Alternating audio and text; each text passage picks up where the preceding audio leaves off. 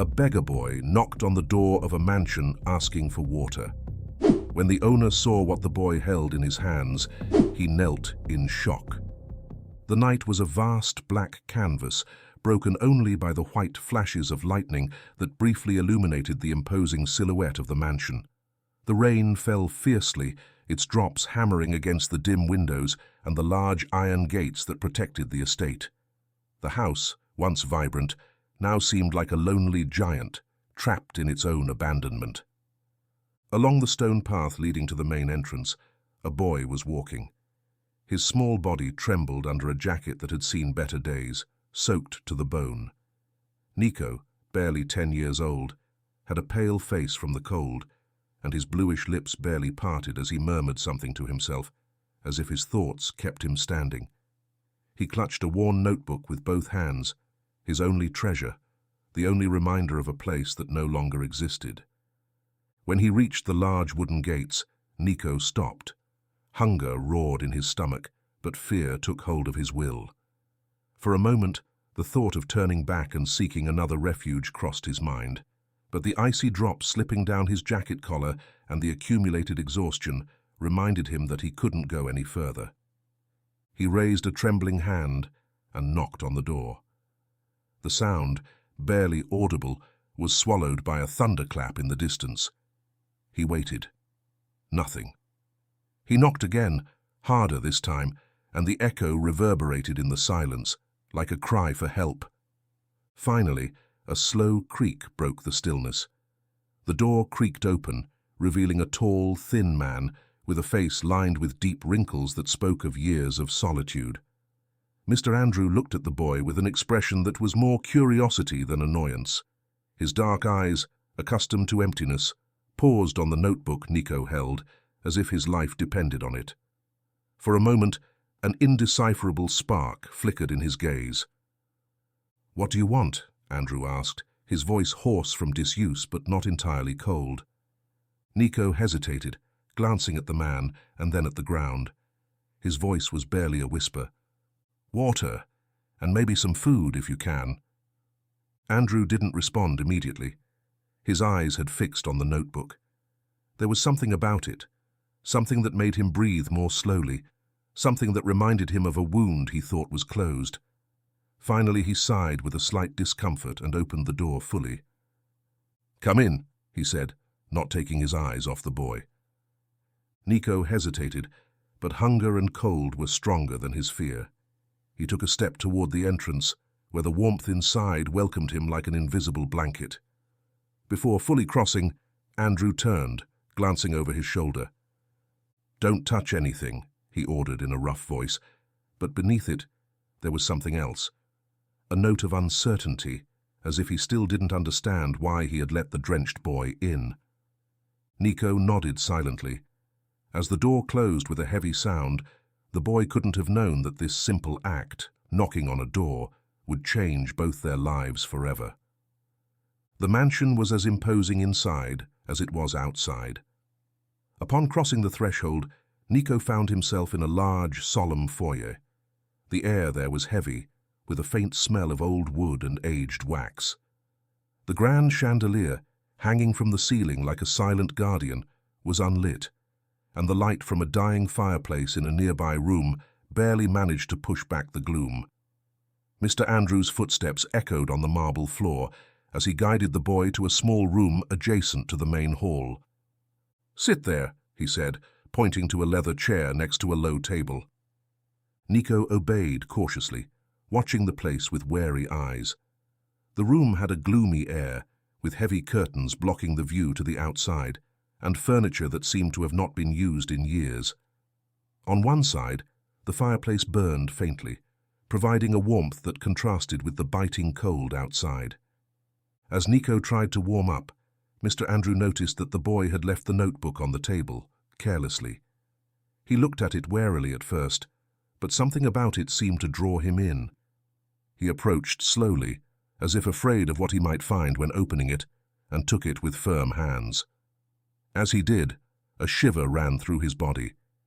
He opened the first page. There, a pencil drawing showed an airplane flying over mountains. The strokes, though childish, were precise and filled with detail that seemed painfully familiar. Andrew blinked several times, his fingers tracing the lines as if trying to confirm what he was seeing. He turned to the next page, a train winding through a forested landscape. Then another, a hot air balloon floating above a lake. Each drawing felt like a dagger piercing the walls he had built around his heart. They were the same drawings his grandson Santiago used to make. They were his dreams, drawn on paper, dreams that had been cut short a decade ago when a fire had taken his life. Andrew closed his eyes for a moment, feeling a wave of memories overwhelm him. The sound of Santiago's laughter, the afternoons they sat together drawing, the plans they had made to travel together someday. All of it came rushing back with an intensity that took his breath away. When he opened his eyes again, his gaze fixed on Nico. The boy, shy, stared at his own hands as if wanting to disappear. Andrew showed him the notebook, his voice cracking slightly. "Where did you get this?" he asked, his tone mixing disbelief and suspicion. Nico cautiously lifted his head. "I found it in the orphanage where I lived," he answered softly, avoiding eye contact. "It was in the rubble. I don't know whose it was." Andrew furrowed his brow, unable to accept such a simple explanation. There was something more, something beyond logic. However, he chose not to press the boy, at least not for the moment. Instead of insisting, he turned toward the door and called out in a firm voice, "Clara!" The housekeeper appeared moments later, a middle-aged woman with a stern face but eyes that revealed great humanity. Upon seeing Nico, she raised an eyebrow in surprise but didn't ask questions. "Bring him something hot to eat," Andrew ordered. Clara nodded and disappeared through the door. Andrew returned his attention to Nico, who now looked at him sideways, trying to interpret his intentions. Andrew left the notebook on the table, although his mind remained trapped in the images he had seen. As they waited for the food, Andrew stayed silent, watching the boy with a mixture of astonishment and confusion. The notebook, the drawings. It was impossible, but there it was, defying all sense. The boy, for his part, sat on the edge of the chair, nervous, as if he feared the old man would change his mind and throw him out. When Clara returned with a steaming bowl of soup and a piece of bread, Nico accepted it with trembling hands. Andrew watched him eat, his thoughts oscillating between the past and the present. There was something about this boy he couldn't ignore, a connection he couldn't fully understand, but that disturbed him deeply. In the darkest corner of his mind, a question began to take shape. Was it fate that had placed this boy at his door, or was there something else at play? That night, as the fire died down and Nico finished his meal in silence, Mr. Andrew knew the notebook was not just a coincidence. It was a call from the past, one he could not ignore. After dinner, Clara led Nico to a small room on the ground floor, located in one of the less used wings of the mansion. The room was simple, with a wooden bed covered with clean sheets, an old wardrobe, and a window that overlooked the back garden. A night lamp cast a warm light that eased the cold atmosphere of the house a little. "You can stay here tonight," Clara said, her tone firm, but not lacking kindness. "If you need anything, don't hesitate to call me. But don't do anything foolish, understood?" Nico nodded, his large, alert eyes following every movement of the woman as if trying to decipher her true intentions. Clara, accustomed to dealing with Andrew's harsh demeanor, noticed the boy's distrustful air. She sighed, shaking her head, and left the room, closing the door gently. Nico remained still for a moment, only listening to the silence that now surrounded him. His instincts, sharpened by years of surviving in the streets and the orphanage, told him to stay alert. Although he appreciated the shelter and food, he couldn't stop wondering what that old man wanted from him. The people who had helped him in the past had always expected something in return. With quiet steps, he began to explore the room. He approached the desk and ran his fingers across its surface, leaving marks in the accumulated dust. He opened a drawer, but it was empty.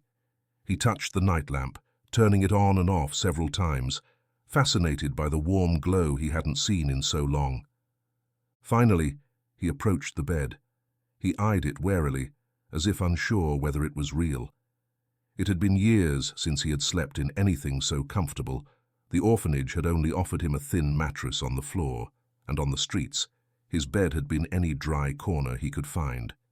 He placed a hand on the sheets, feeling the softness of the fabric, but instead of lying down, he sat on the edge, not taking off his shoes, as if fearing that doing so would make him too vulnerable. Meanwhile, in the main hall, Andrew stood by the fireplace, Nico's notebook resting on the table before him. He had spent the entire dinner trying to understand what he had seen, but disbelief still held him captive. The notebook belonged to Santiago. He knew that. The drawings, the marks in the corners of the pages, even the style of the strokes. But that was impossible.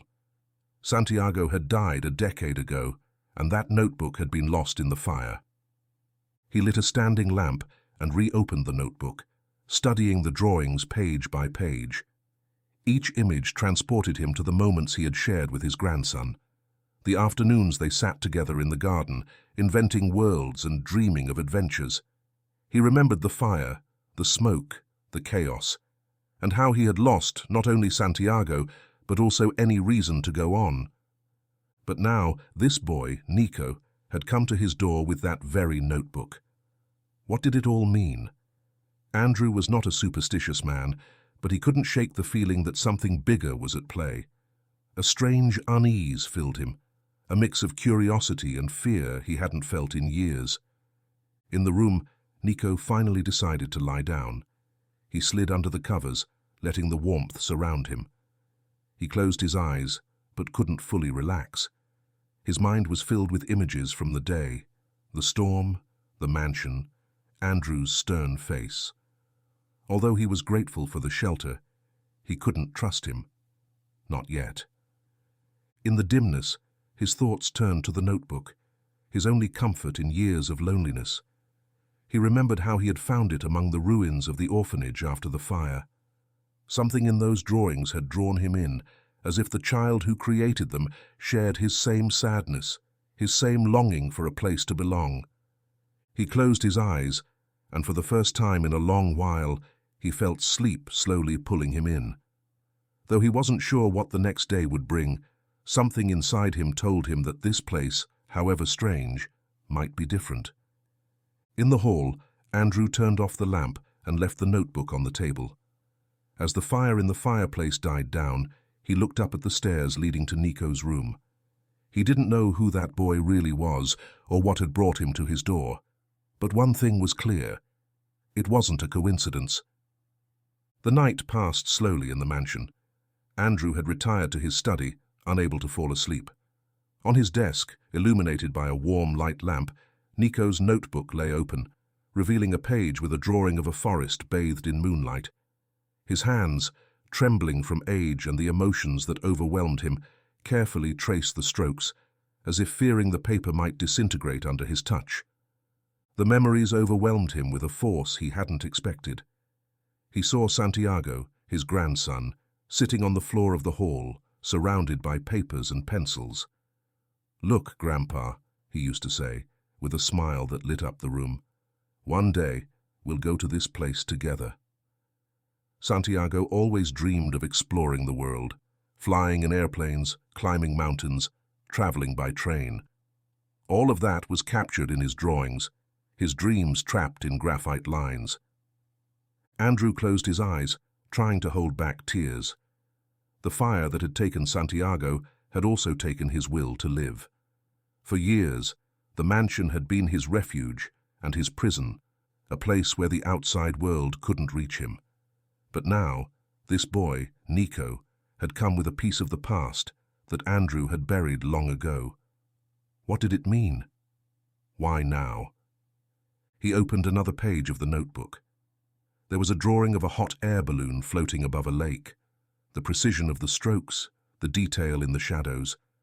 There was no doubt it belonged to Santiago. Andrew remembered one afternoon, just before the fire, when his grandson had shown him that same drawing. "Do you think we'll ever do this, Grandpa?" the boy had asked, his eyes shining with hope. Andrew, busy with his business at the time, had barely paid attention.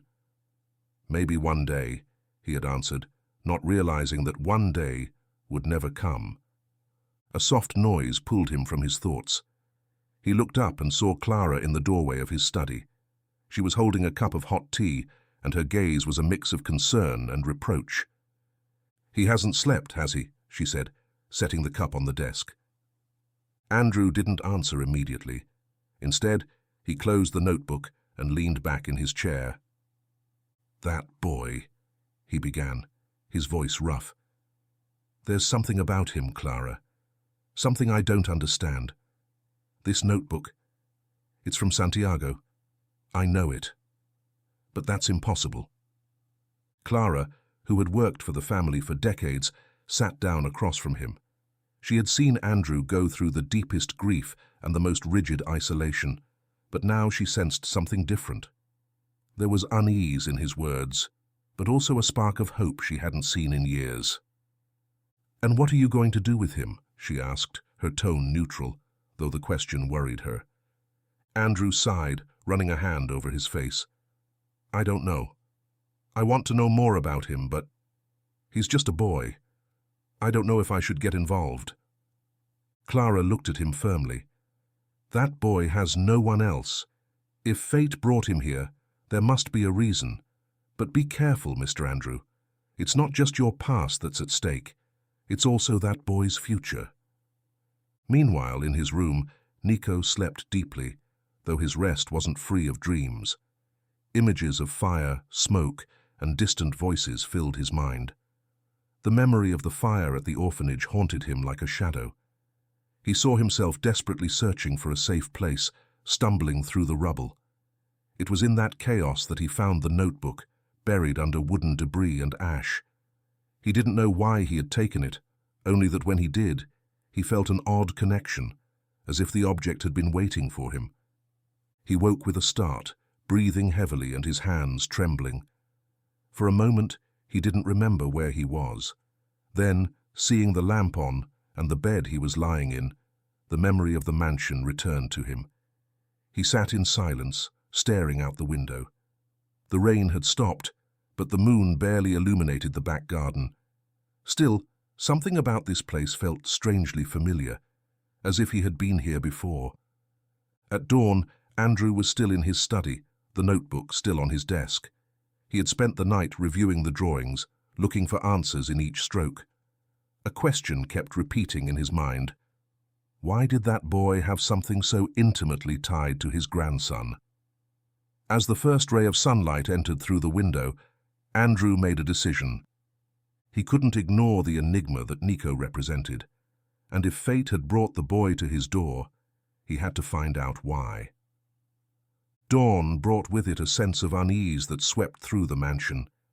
Mr. Andrew, though tired from the sleepless night, felt determined. He had spent years living among memories, trapped in a cycle of pain. But Nico represented something different, something he couldn't fully decipher, but that drew him in inevitably. By noon, Andrew made an unusual decision, to share dinner with Nico. It was something he hadn't done since Santiago's death. The dining table had remained empty, and meals were served in silence, in the study or the small sitting room. But this time, it would be different. "Clara, make something simple but decent," Andrew said that morning, as he drank his coffee. Clara raised an eyebrow, surprised.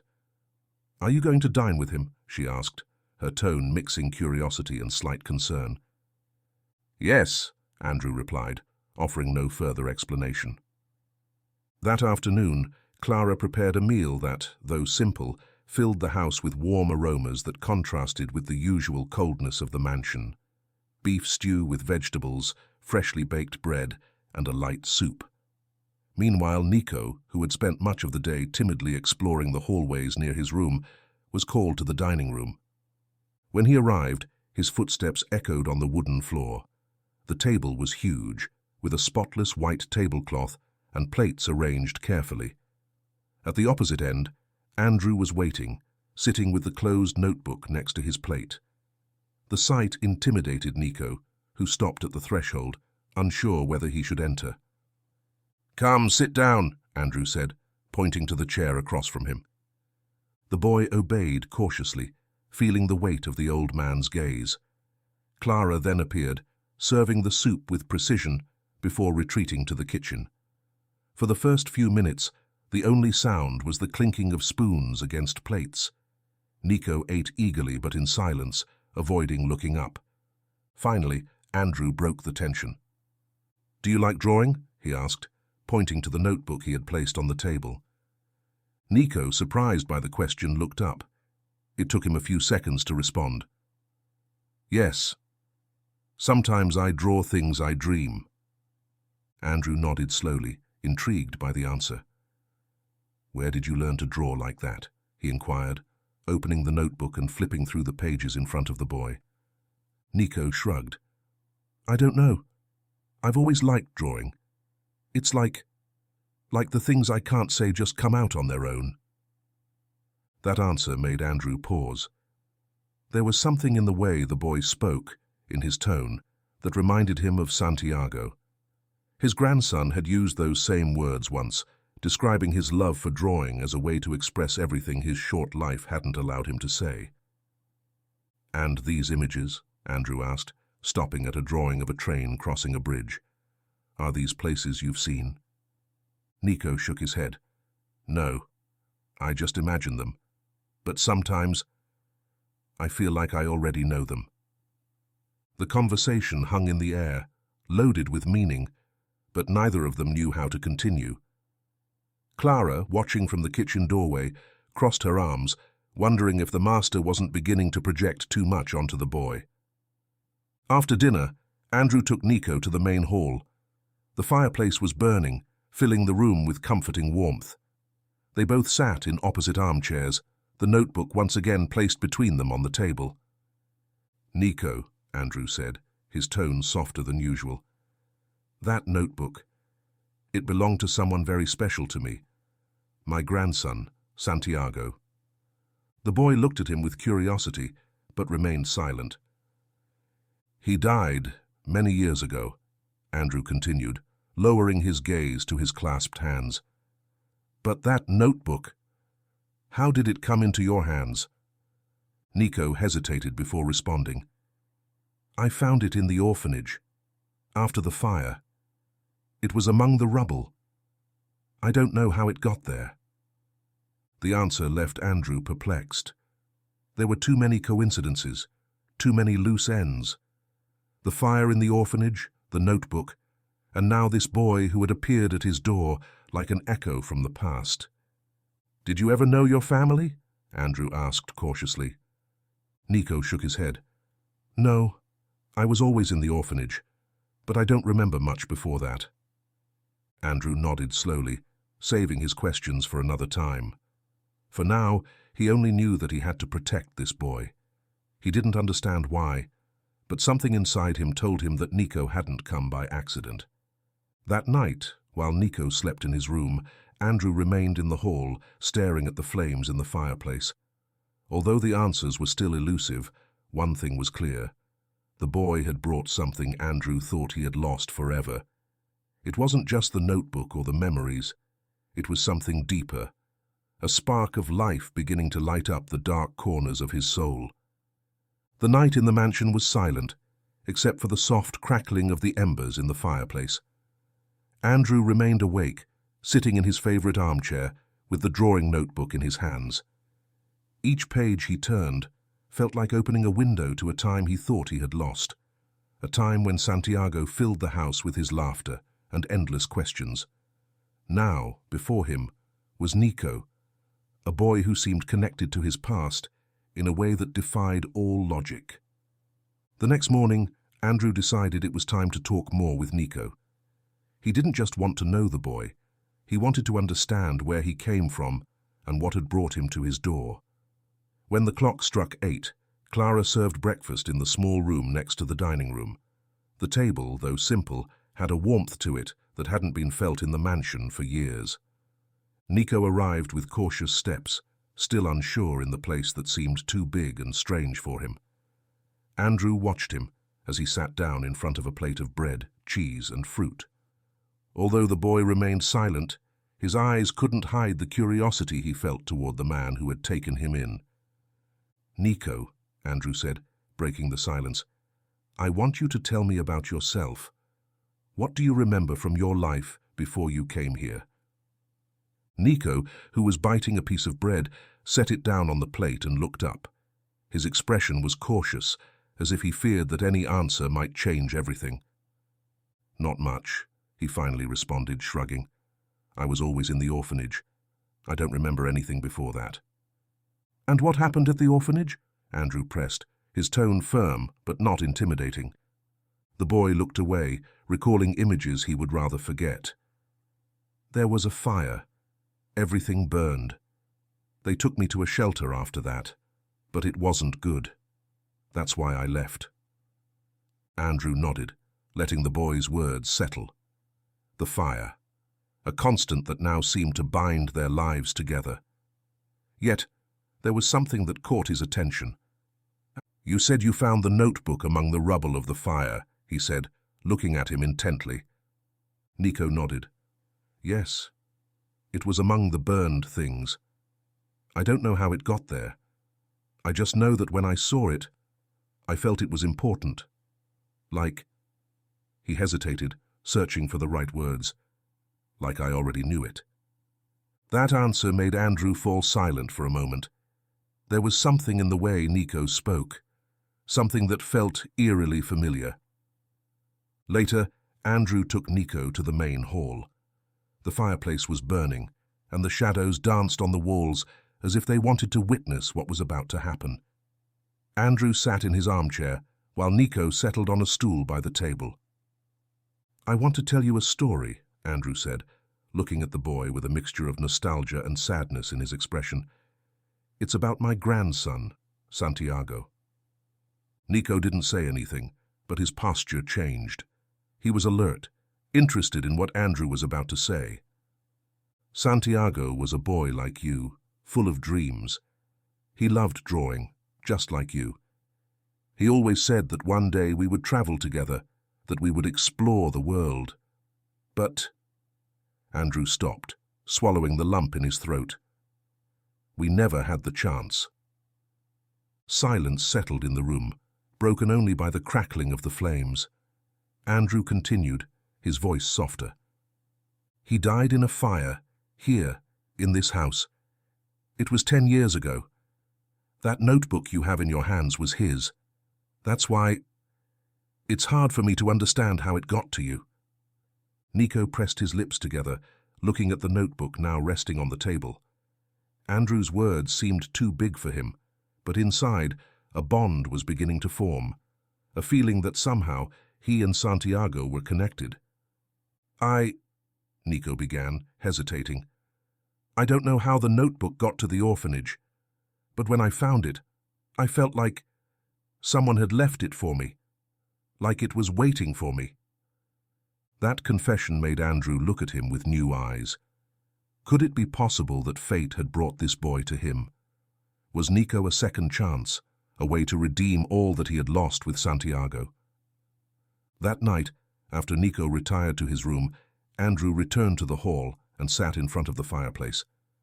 His mind was filled with questions, but also a strange calm. For the first time in years, he felt that something was changing. He couldn't explain it, but he knew that Nico hadn't come to his door by chance. As the fire burned slowly, Andrew made a silent promise. He would discover the truth about the boy, and no matter what happened, he wouldn't leave him alone. With Nico's arrival, the mansion, which for years had been a dark and static place, began to experience a subtle but constant shift. The long hallways, usually silent except for the echo of Clara's footsteps or the creaking of the old wood, now had a new inhabitant who, though shy, brought with him an air of curiosity and contained energy. Nico, still distrustful, moved cautiously through the house, observing every corner as if afraid that something might jump out from the shadows. There was something almost magical about the place, from the crystal chandeliers hanging from the ceiling to the paintings on the walls, depictions of landscapes and people who seemed to watch him in silence. Each object told a mute story, and although everything felt foreign to him, he couldn't help but feel intrigued. Andrew, for his part, had begun to notice the boy's presence in ways he hadn't expected. For years, he had become accustomed to the emptiness, the echo of his own footsteps, silence as a constant companion. Now, the boy, who explored the house so quietly, had become a small spark of life in an environment that had been extinguished for far too long. In the mornings, Nico ate breakfast in the small room next to the dining room. Clara, though keeping her usual reserved demeanor, left small touches that only an attentive eye could notice. An extra piece of bread, a glass of warm milk, or a fleeting smile that seemed to say, "You're safe here." Despite her strict facade, the woman was starting to grow fond of the boy, though she wouldn't admit it easily. However, the relationship between Andrew and Nico remained a delicate balance.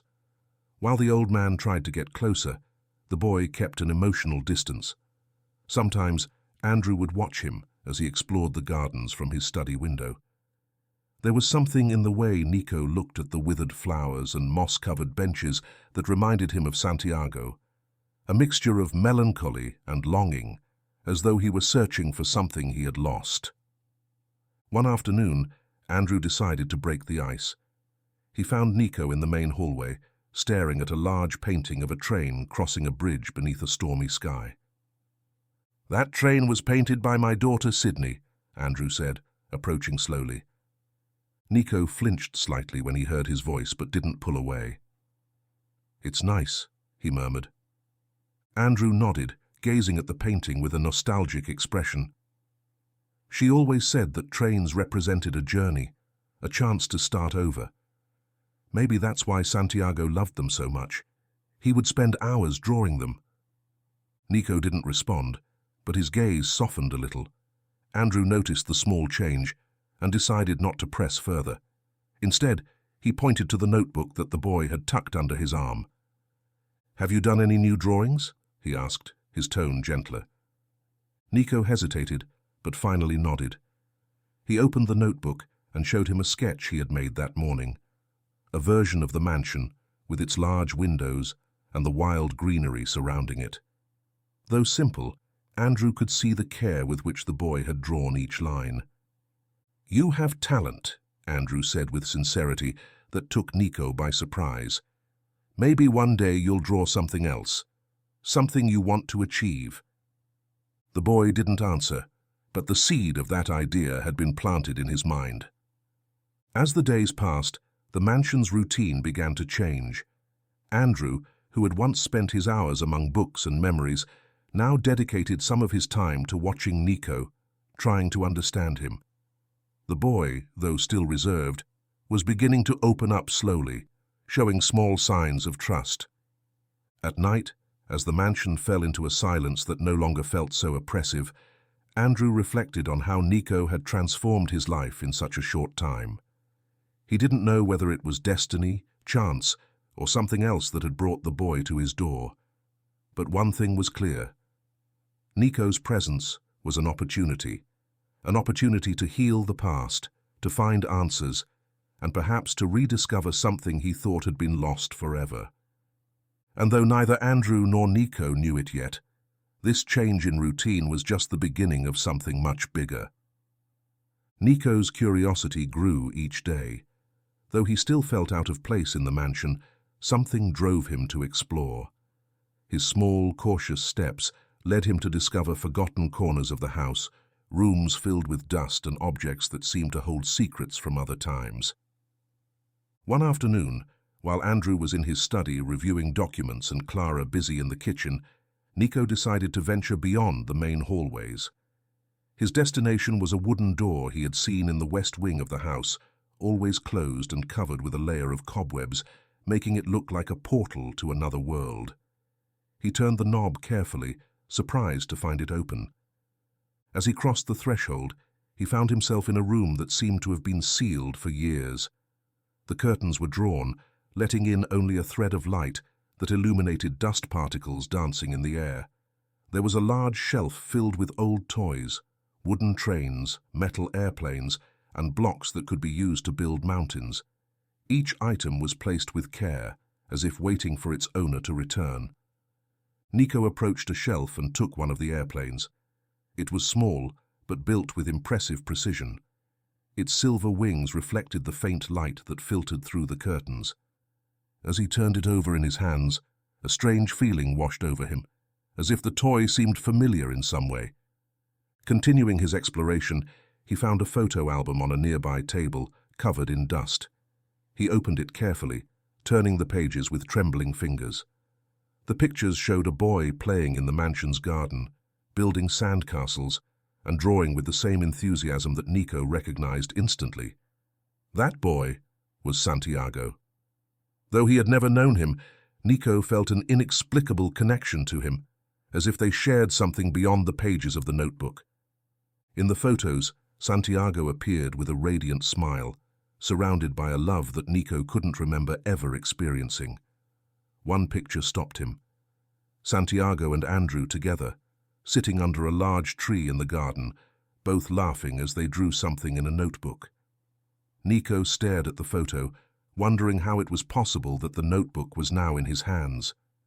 A sudden noise startled him. He turned quickly, expecting it to be Clara or Andrew, but there was no one. His heart pounded as he closed the album and returned it to its place.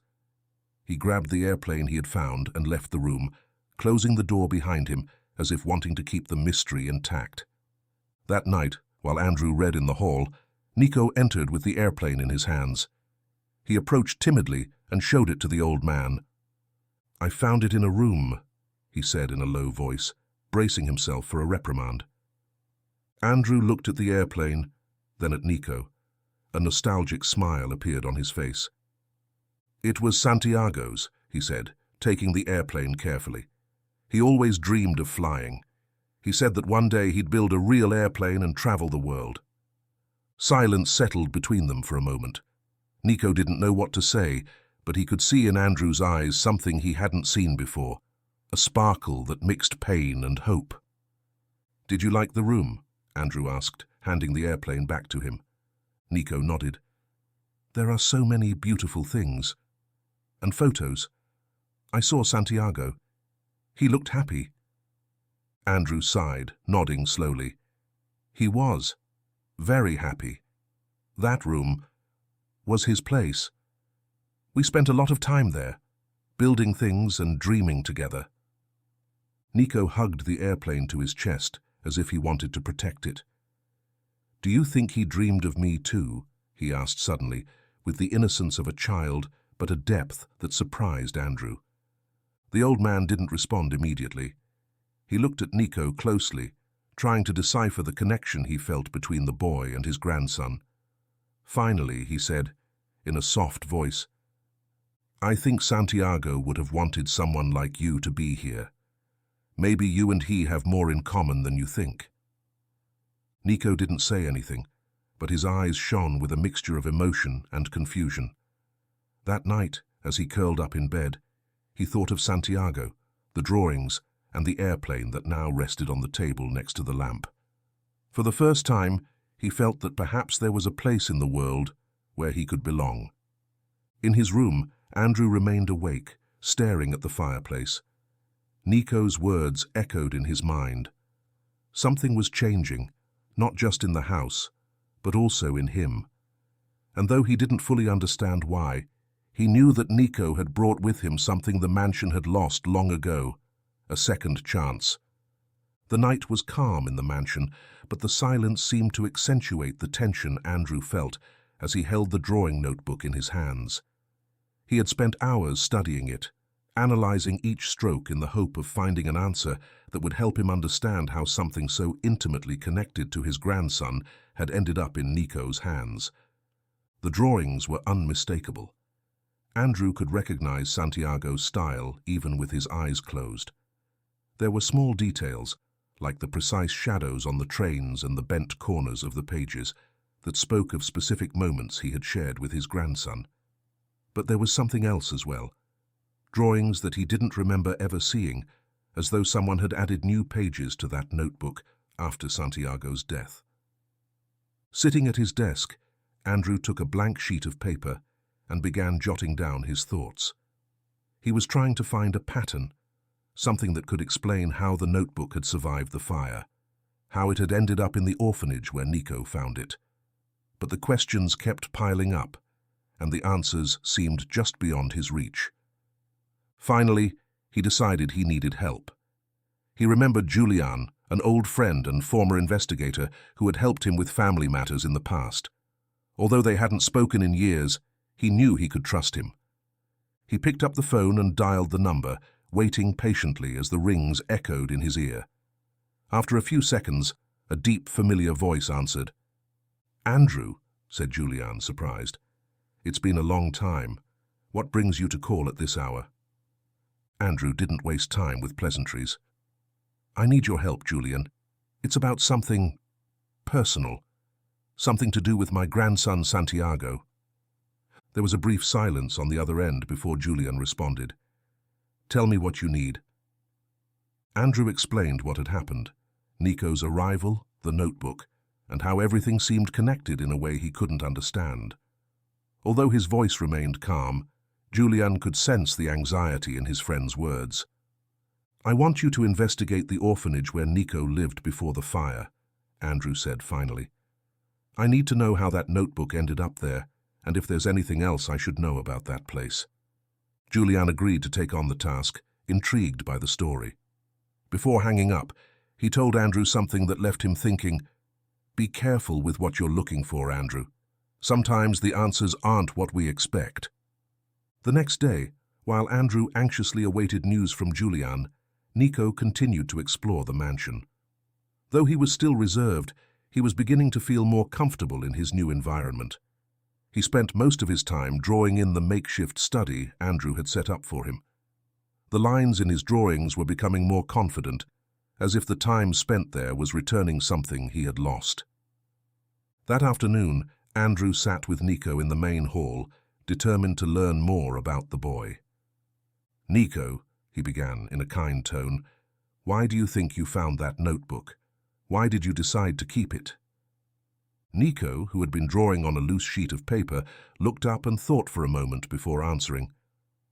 "I don't know," he said, with a slight shrug. "When I saw it, I felt like it was important, like someone left it for me. Something told me I shouldn't leave it there." Andrew nodded, feeling a shiver run down his spine.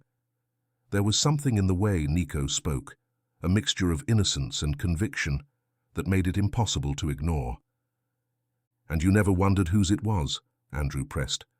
Nico shook his head. "I just know that when I draw in it, I feel like I'm talking to someone, like I'm not alone." The boy's words resonated deeply with Andrew. For years, he had believed his connection with Santiago had been lost forever, but now he wasn't so sure. Maybe there was something he couldn't understand, something beyond what he could rationalize. That night, Andrew wrote a letter to Julian, detailing everything he knew about the notebook and what Nico had told him. Though he was not a man of faith, he couldn't shake the feeling that something bigger was happening. And as the fire in the fireplace burned slowly, he made a decision. He wouldn't rest until he understood the truth. Though the answers might be painful, he knew he had to face them, not just for him, but for Nico, who deserved to know why fate had brought him to that door. Days passed since the call to Julian. While Andrew waited anxiously for news, Nico continued to explore the mansion, discovering small treasures that seemed to have been waiting to be found. It was a quiet afternoon when the boy decided to venture into the attic, a part of the house he had avoided until then. The place, dusty and filled with stacked boxes, exuded an air of mystery that drew him in. Carefully, he moved aside some old cloths covering a corner and found a wooden box tied with a faded ribbon. His curiosity led him to open it, and inside he discovered a bundle of letters carefully bound together. There were several, all addressed to Mr. Andrew James, with a handwriting that, though somewhat shaky, still retained its elegance. Nico took the letters and carried them to his room, determined to read them. When he began to flip through them, he realized they weren't just ordinary letters. They were written by Sydney, Andrew's daughter, and Santiago's mother. In them, Sydney spoke with a sincere and emotional tone, revealing a side of herself Nico hadn't expected. There was pain in her words, but also a deep desire for reconciliation. In one of the letters, Sydney wrote, "Dad, I know our differences have been great, but I can't continue like this. Santiago needs his grandfather, and I need my father. I've made mistakes, I know, but I'm willing to change. Please, let's talk. I don't want pride to rob us of any more time than we've already lost." In another, Sydney described her struggle to raise Santiago amid difficulties, mentioning moments when Andrew had been absent or distant. She also spoke of her love for her son and how she dreamed of a future where the family could be united again. Nico read the letters attentively, feeling how Sydney's words spoke not only of her relationship with Andrew, but also of the weight of unresolved conflicts that seemed to have defined the life of that family. For the first time, Nico began to see Andrew not just as the stern man who had taken him in, but as someone who also carried deep wounds. He decided to bring the letters to Andrew that very night. When he entered the study, Andrew was sitting in his armchair, the drawing notebook in his hands. He looked up when he saw Nico enter, nervously holding the bundle of letters. "I found this in the attic," the boy said, approaching carefully. Andrew furrowed his brow as he took the letters. He recognized the handwriting instantly. A chill ran through his body as his hands trembled slightly. "They're from Sydney," he murmured, almost to himself. He opened the first letter and began to read. As he went through it, his expression transformed. The usual hardness in his face gave way to a mixture of surprise, pain, and regret. He couldn't help but murmur, "I never saw them. They never reached me." Nico sat in silence, watching him.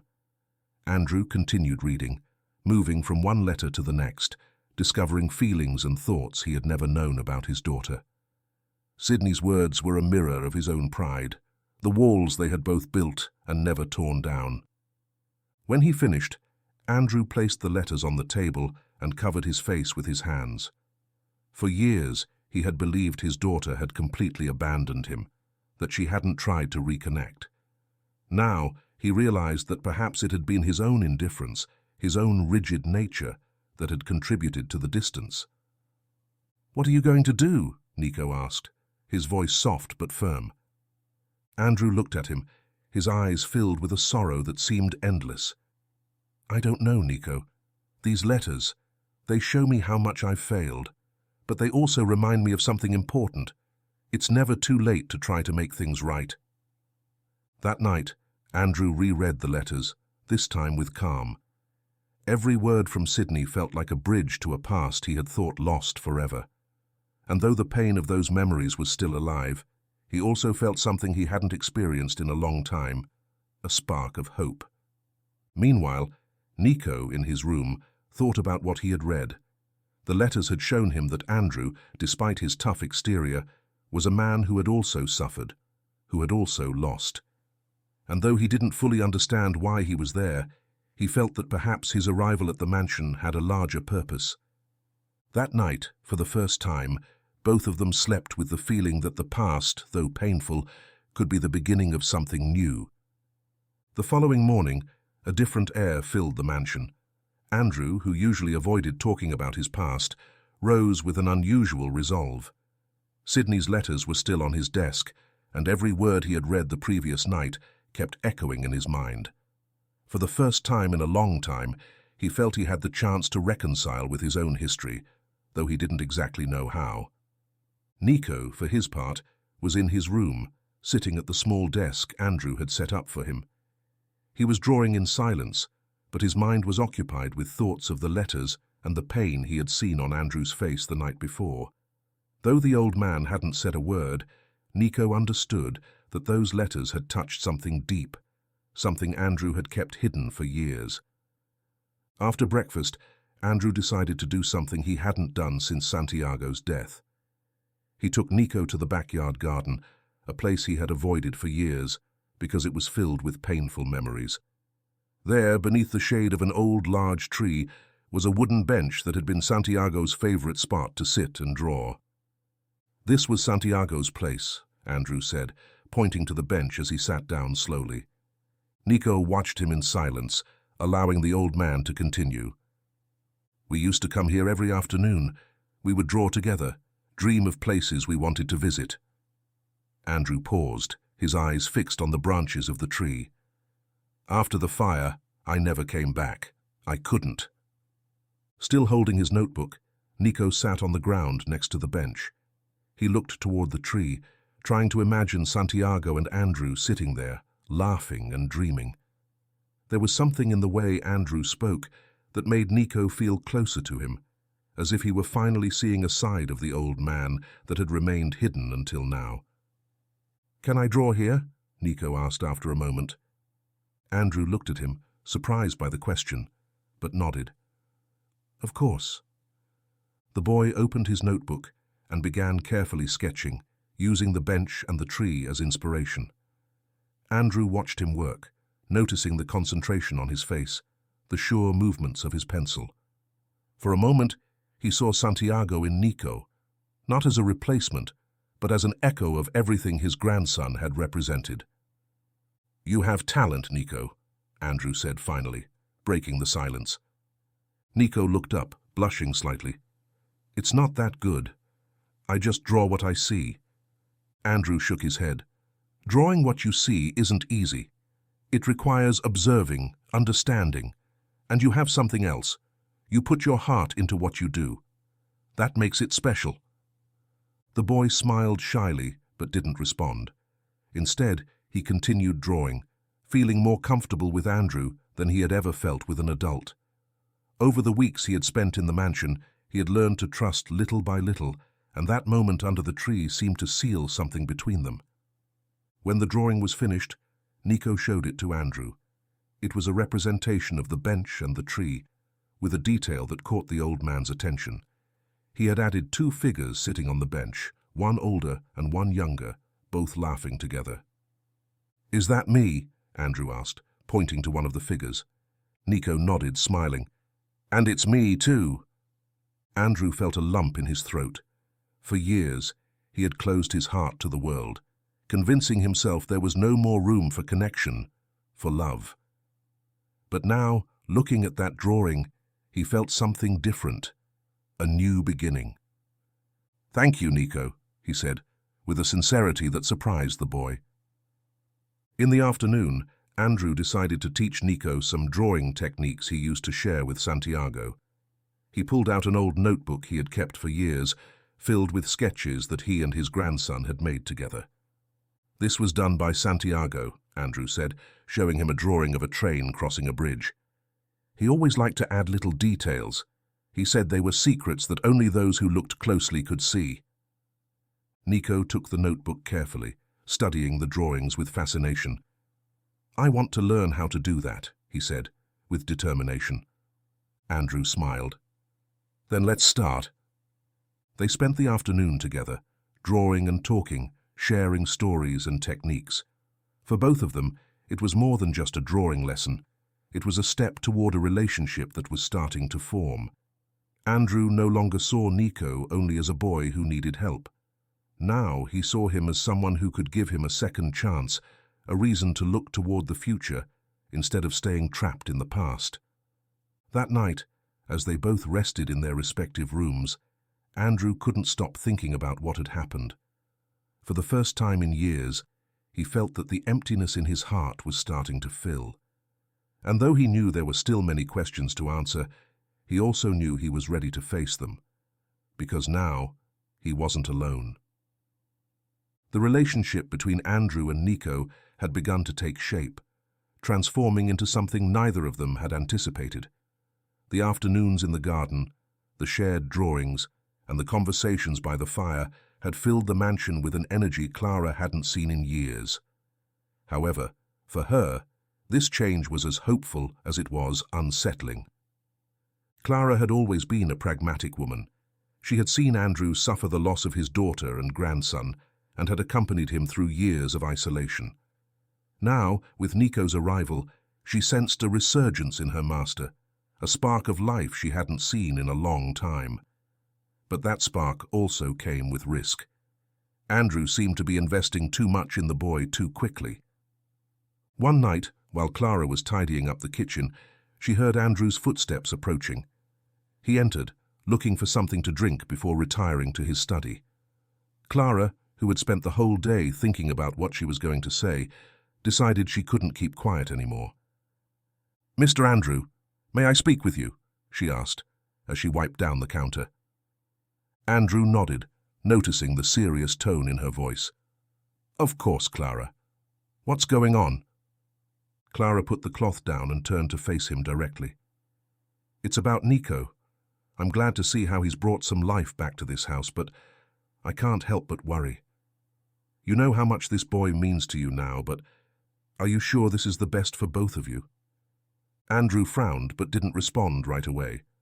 Clara took advantage of the silence to continue. "I know you see it as an opportunity to heal, to fill the void left by Santiago. But Nico is not Santiago. He's a boy who has been through a lot, and so have you. I just fear that, if this doesn't work, you both might end up hurt." Andrew sighed, setting the cup he had taken on the table. "I know what you're saying, Clara, and you're right, he's not Santiago. But that doesn't mean I can't take care of him, that I can't offer him something better than the life he's had." Clara nodded, recognizing the sincerity in Andrew's words.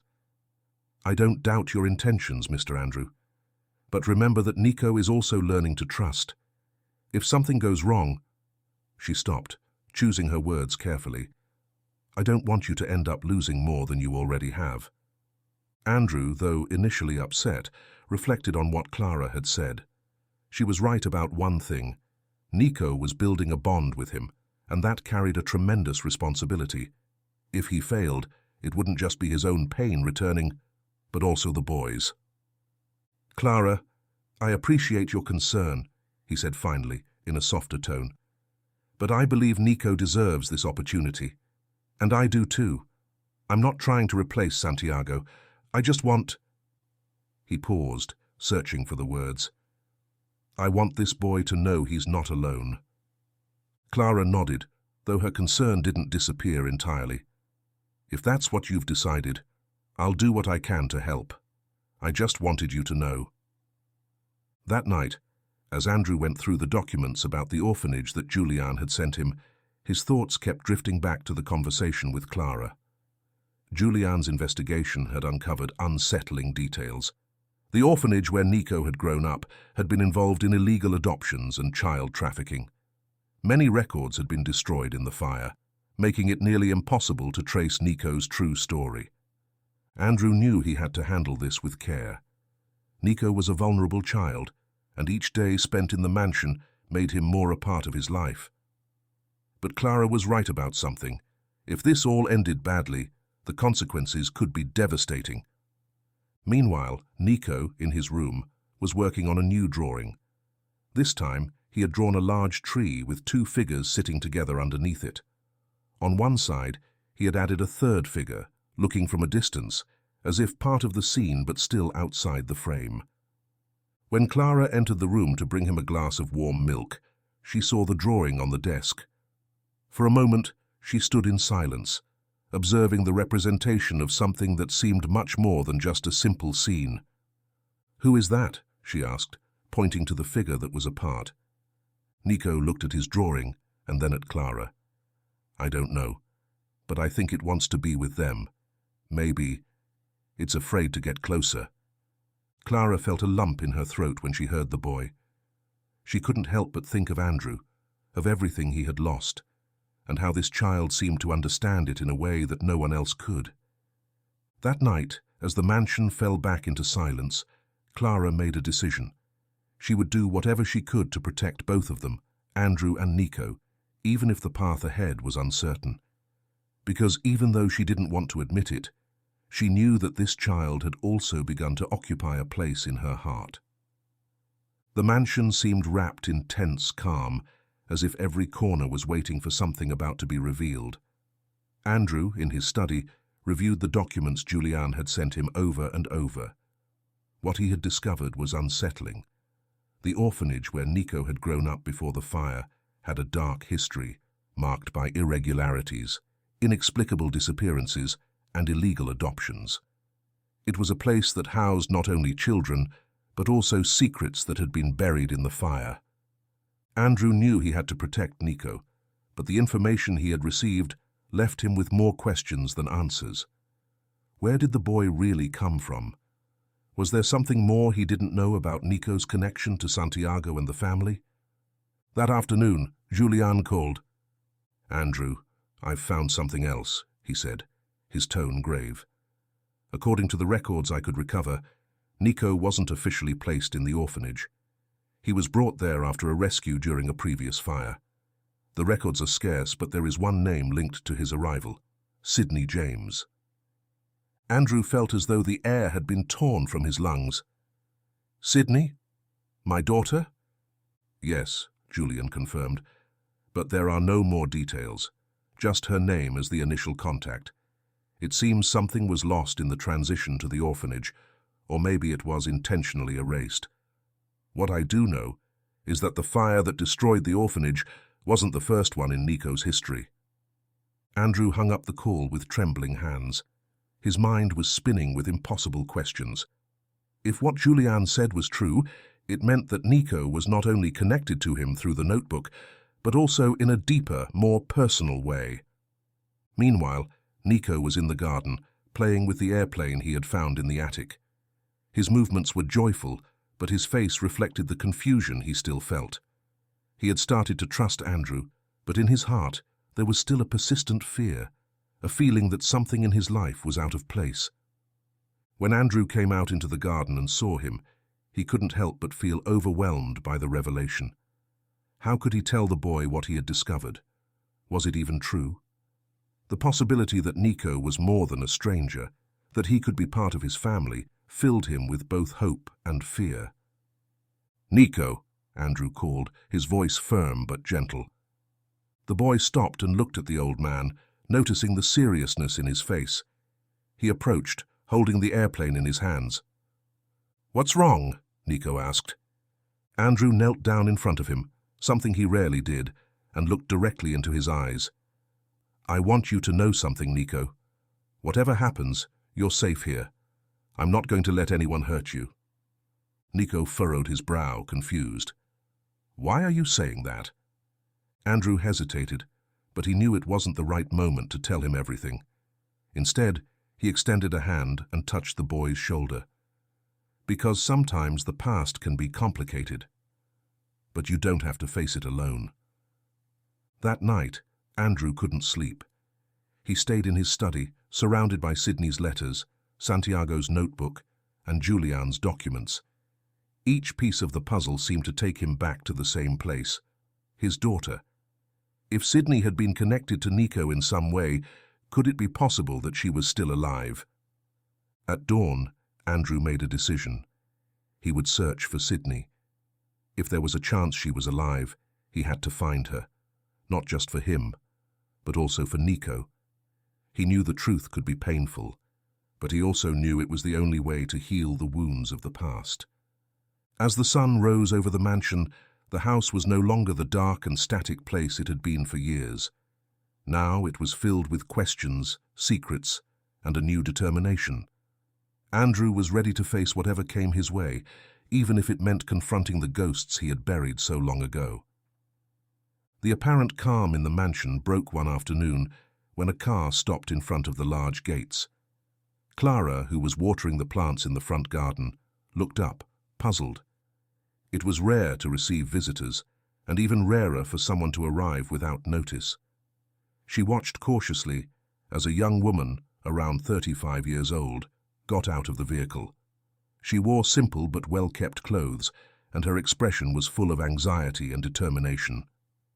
"Can I help you?" Clara asked, keeping her distance. The woman hesitated for a moment before speaking. "I'm Elena, and I'm looking for my son. I think he's here." The words were like thunder in the air. Clara froze for a moment, processing what she had just heard. Finally, she put down the watering can and walked toward her slowly but steadily. "What do you mean you're looking for your son?" Clara asked, not hiding her distrust. "Nico," Elena replied, her voice trembling slightly. "He's my son. I've been looking for him for years." Clara blinked, surprised. Though her first instinct was to deny the possibility, something in the woman's expression made her doubt. After a moment, she nodded. "Wait here," she said, before quickly heading inside the house. Inside, Andrew was in the main hall, reviewing some papers. He looked up when he saw Clara hurry in. "What's going on?" he asked, noticing the worry in her face. Clara took a deep breath before responding. "There's a woman outside. She says she's Nico's mother." Clara's words left Andrew frozen for a moment. He slowly stood up, trying to process what he had just heard. "Where is she?" he asked. "At the entrance." "But, Mr. Andrew, something doesn't quite add up," Clara said, looking at him with concern. "She doesn't seem to be lying, but her story... I don't know what to think." Andrew nodded, aware that he needed to handle the situation carefully. He walked toward the entrance, where he found Elena waiting. Her face, though marked by tension, showed a sincere expression. When their eyes met, Andrew felt a mixture of distrust and curiosity. "I'm Andrew James," he said in a firm voice. "Who are you, and what are you doing here?" Elena took a deep breath before responding. "I'm Elena. I'm Nico's biological mother. I've been looking for him since I lost him when he was a baby. I found out he was here, and I came to see him." The revelation hit Andrew like a hammer. For weeks he had been trying to unravel Nico's past, but this new piece caught him by surprise. "Do you have any proof of what you're saying?" he asked, not allowing his emotions to dominate his tone. Elena nodded and took an envelope from her purse. Inside was an old photo of a baby, along with some documents supporting her identity. Andrew took them and examined them carefully.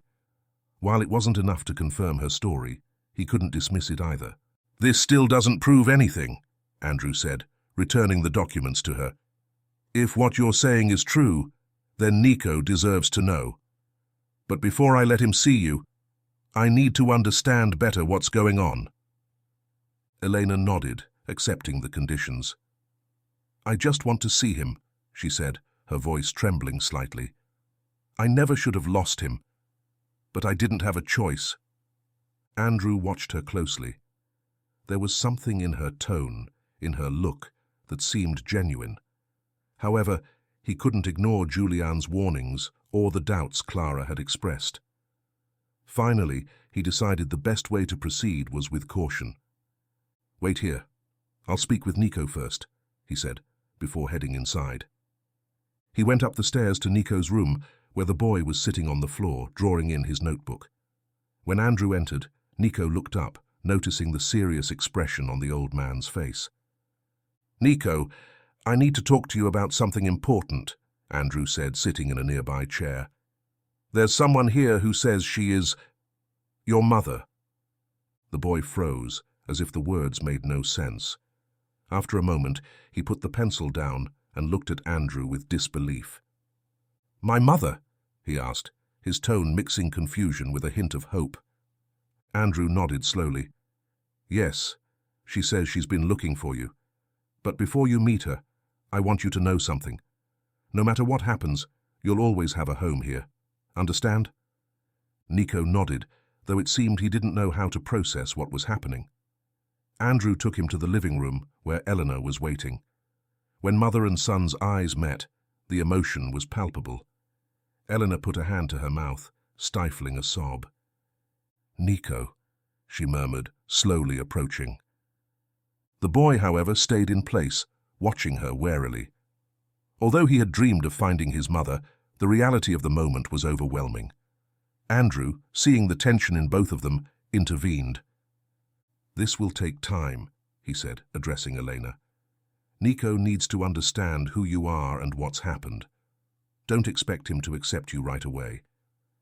Elena nodded, wiping away her tears. "I know. I just want a chance to explain myself." That night, the mansion was wrapped in an air of uncertainty. Andrew knew Elena's arrival marked a turning point, but also that the truth behind her words was still to be uncovered. Meanwhile, Nico, in his room, was trying to comprehend how this woman, who claimed to be his mother, fit into the puzzle of his life. Elena's arrival had thrown the mansion into a state of uncertainty. Andrew, who had spent weeks trying to rebuild Nico's past, was now facing the possibility that the boy's biological mother was alive and seeking reconciliation. However, Elena's story left many loose ends, and Andrew knew he couldn't accept it without questioning it.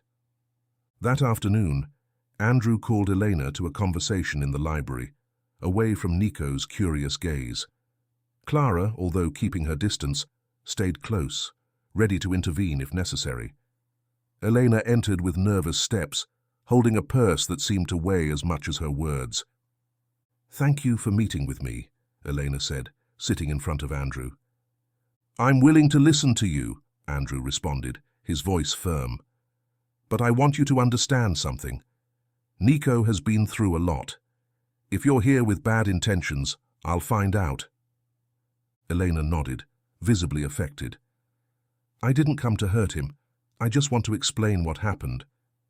With a sigh, she began telling her story. She spoke about her youth, marked by wrong decisions and an abusive relationship that had led her to lose custody of Nico when he was just a baby. She described how she had tried to rebuild her life after falling into addiction, and how, after years of rehabilitation, she had started searching for him. "I didn't know where he was. No one would give me information. When I heard about the orphanage and the fire, I thought I had lost him forever. But then I heard rumors of a child who had been brought to this house. I couldn't stay without trying." Andrew listened carefully, but his gaze remained skeptical.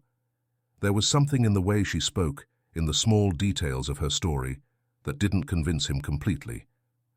"It's hard to believe that, after all these years, you suddenly show up and say you're his mother," Andrew said, crossing his arms. "I need more than words to trust you." Elena lowered her gaze, taking something from her purse. It was a small wooden box. She opened it, revealing a pendant with the initial N engraved. "This was his," she said, her voice breaking. "He wore it when he was born. It's all I have of him." Andrew took the pendant, examining it carefully.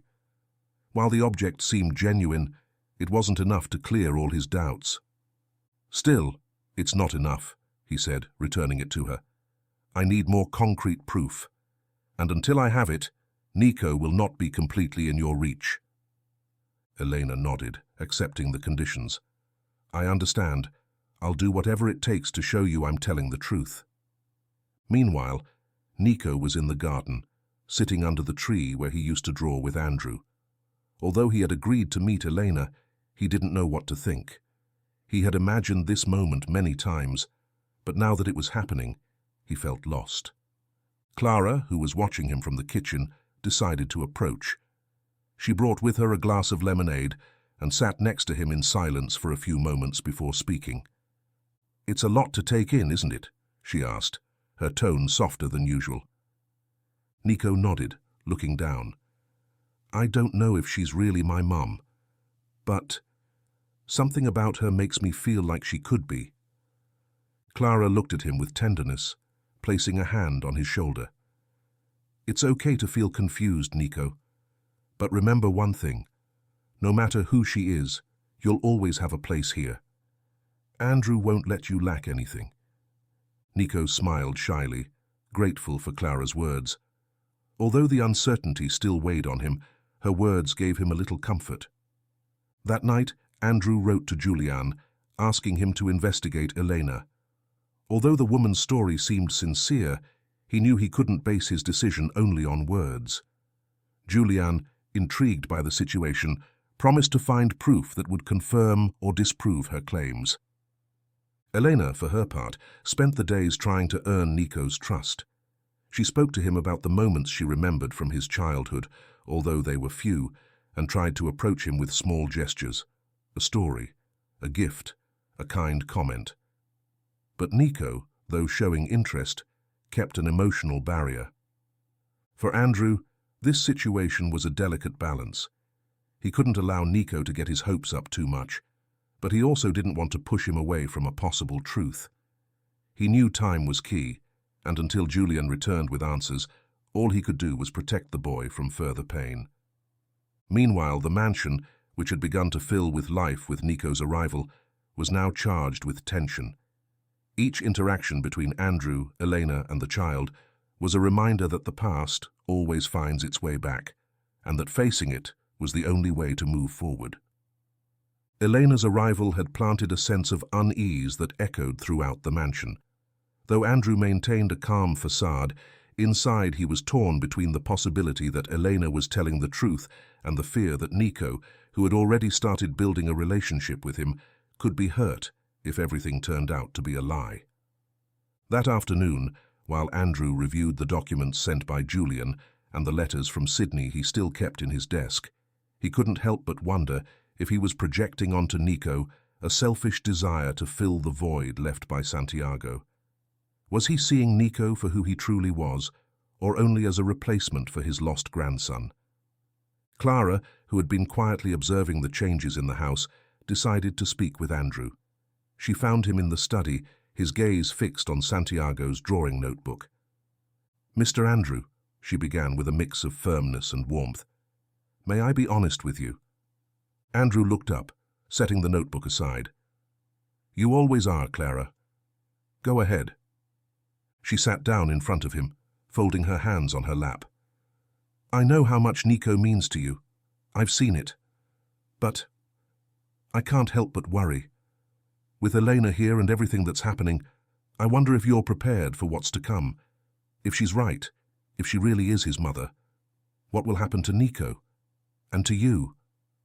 Andrew sighed, running a hand over his face. "It's something I think about every day, Clara. But if there's a chance that Elena is his mother, Nico deserves to know. I can't deny him that, even though I'm terrified of what it might mean." "And if she's not?" Clara insisted. "What if she leaves? Nico has already lost so much, and so have you. I don't want this to end up hurting both of you." Andrew looked at her with a weary and grateful expression. He knew Clara was speaking out of love, out of a desire to protect both of them. But he also knew that he couldn't avoid facing the truth, no matter how painful it might be. "I don't have all the answers, Clara," he finally admitted. "I just know that Nico deserves a chance to understand who he is and where he comes from. And no matter what happens, I'll do everything I can to make sure he knows that he'll always have a home here." Clara nodded, though her concern didn't disappear entirely. "Just remember, Mr. Andrew, that a child's heart is fragile. And so is yours." Meanwhile, Nico was in his room, looking at the metal airplane he had found in the attic. Though he had started to trust Andrew, Elena's presence made him question everything. Was she really his mother? Why had she taken so long to find him? And most importantly, what did all of this mean for the new life he had started to build in the mansion? That night, Andrew decided to talk to Nico. He found him in his room, sitting at the desk with the airplane in his hands. "May I come in?" he asked, in a soft tone. Nico nodded, and Andrew entered, sitting in the chair beside the bed. There was an uncomfortable silence before Andrew spoke. "I know all of this is confusing for you, Nico.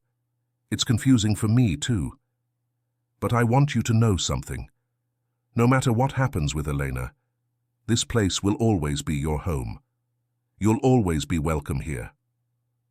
Nico looked at him, his eyes filled with questions he didn't know how to express. "And if she is my mom?" he asked finally, in a soft voice. Andrew took a moment before answering. "If she is, then it's something we'll have to face together. But you don't need to decide now. Take the time you need to understand what you're feeling." Nico nodded, feeling a little more relieved.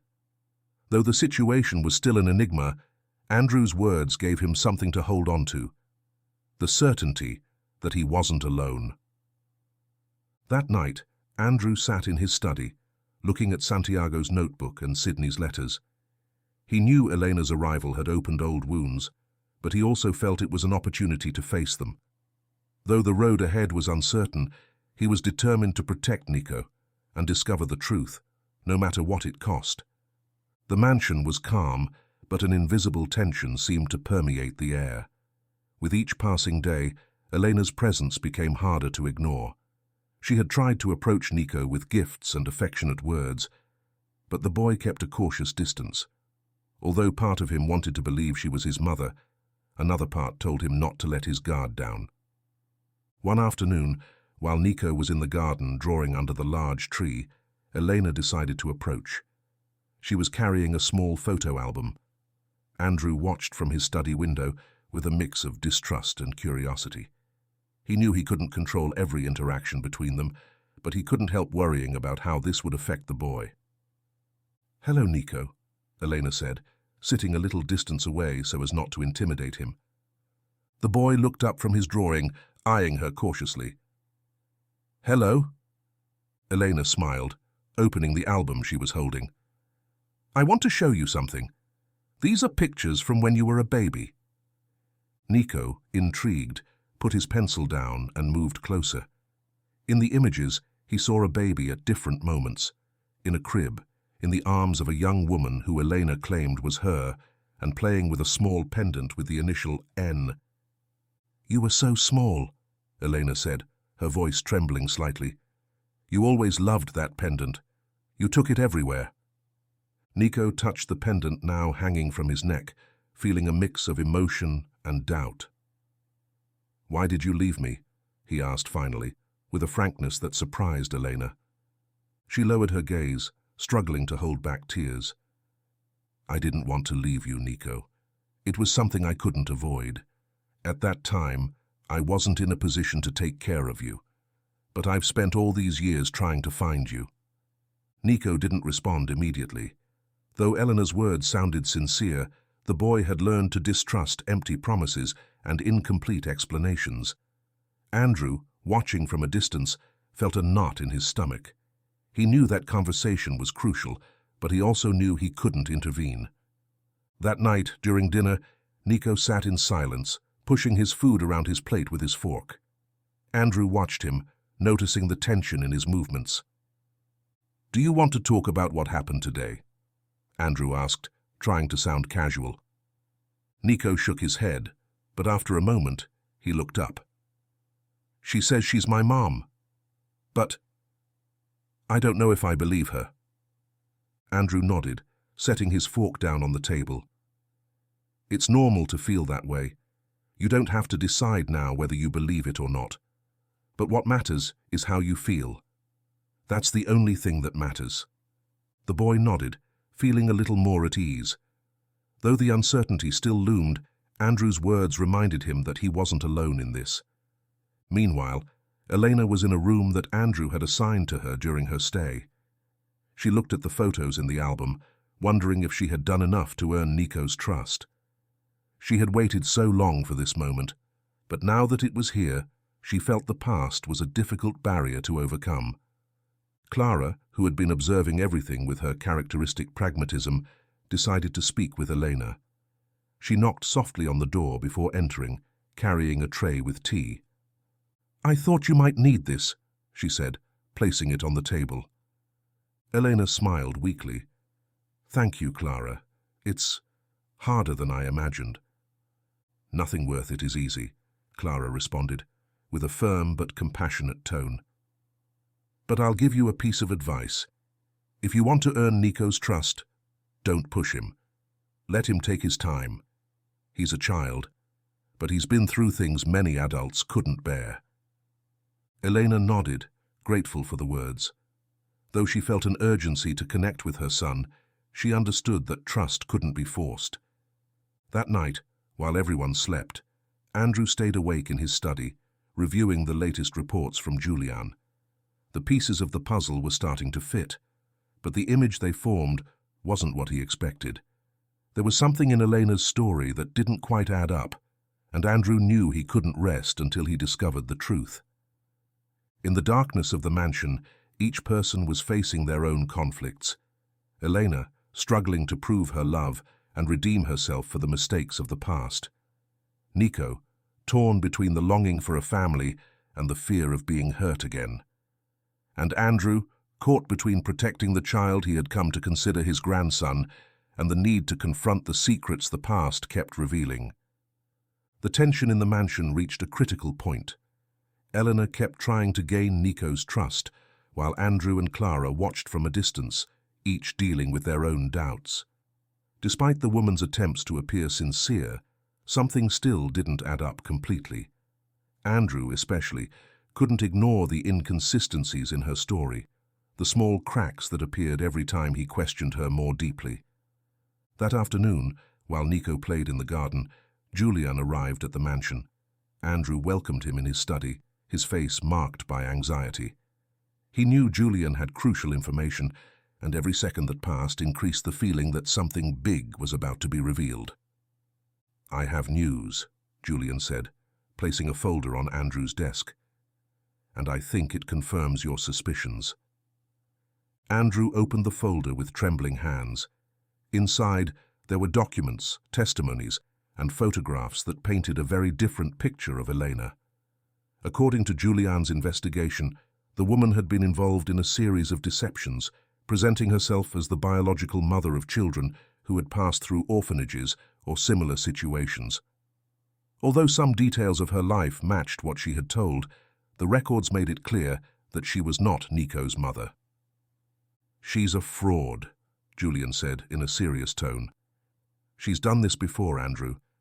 She approaches vulnerable children and their families, looking for an emotional connection to take advantage of the situation.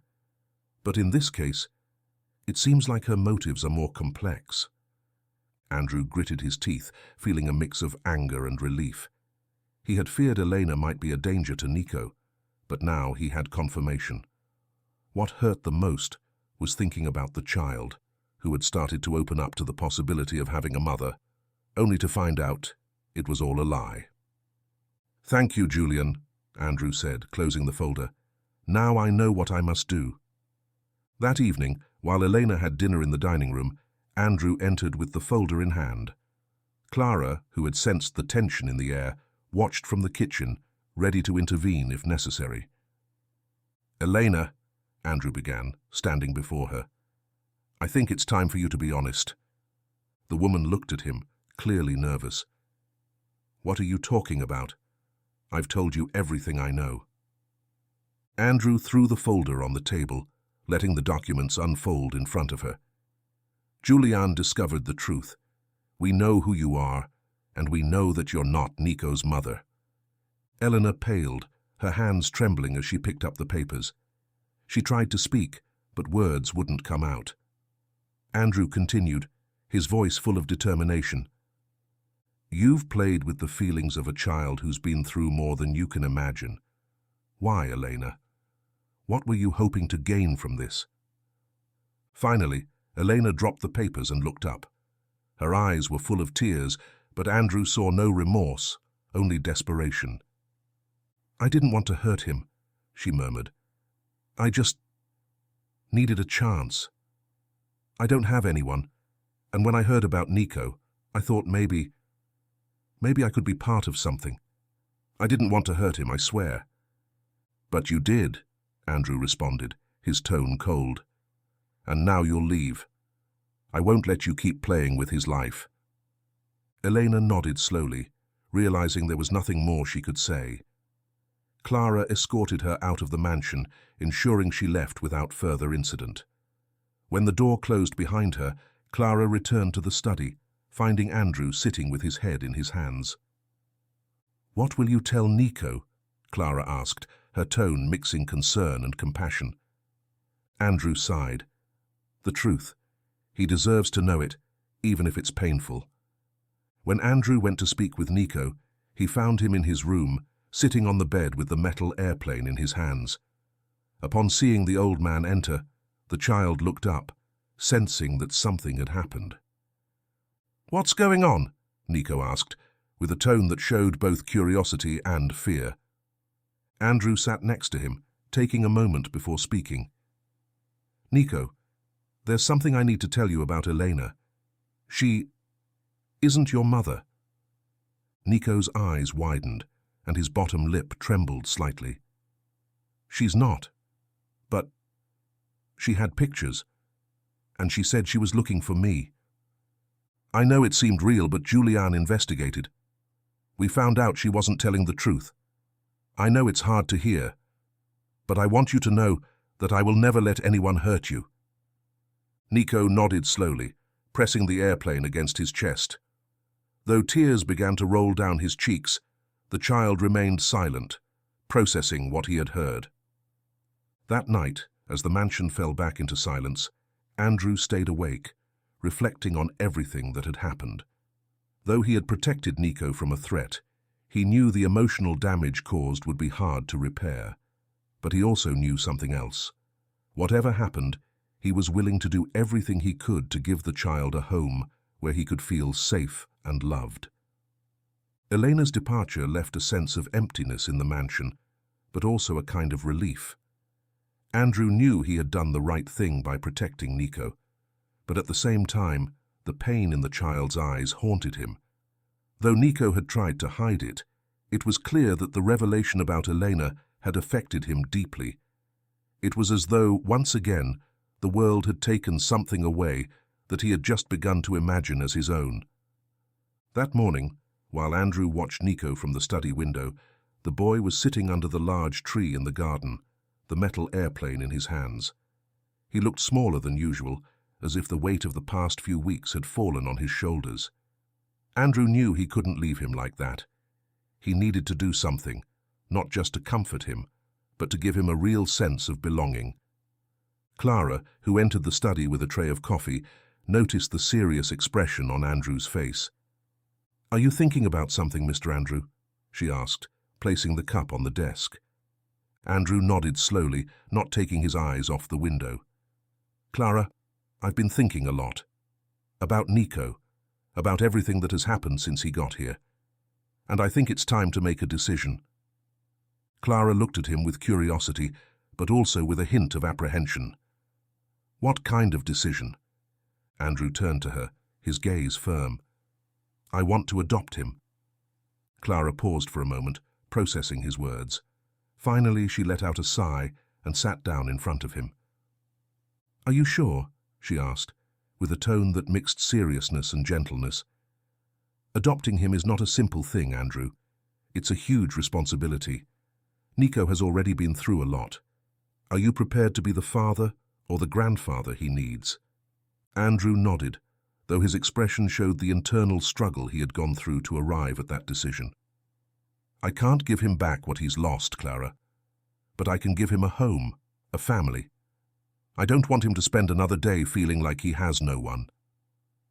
Clara looked at him attentively, and finally, a small smile appeared on her lips.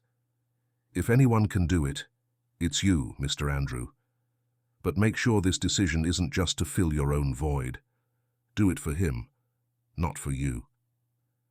Andrew took those words with the seriousness they deserved. He knew Clara was right. Adopting Nico wasn't a solution to his own pain, but a promise to care for and protect the child, to give him a better life. That afternoon, Andrew took Nico for a walk in the garden. They walked in silence, but Andrew could feel the tension in the air. Finally, they stopped under the tree. "Nico, I want to talk to you about something important," Andrew said in a calm voice.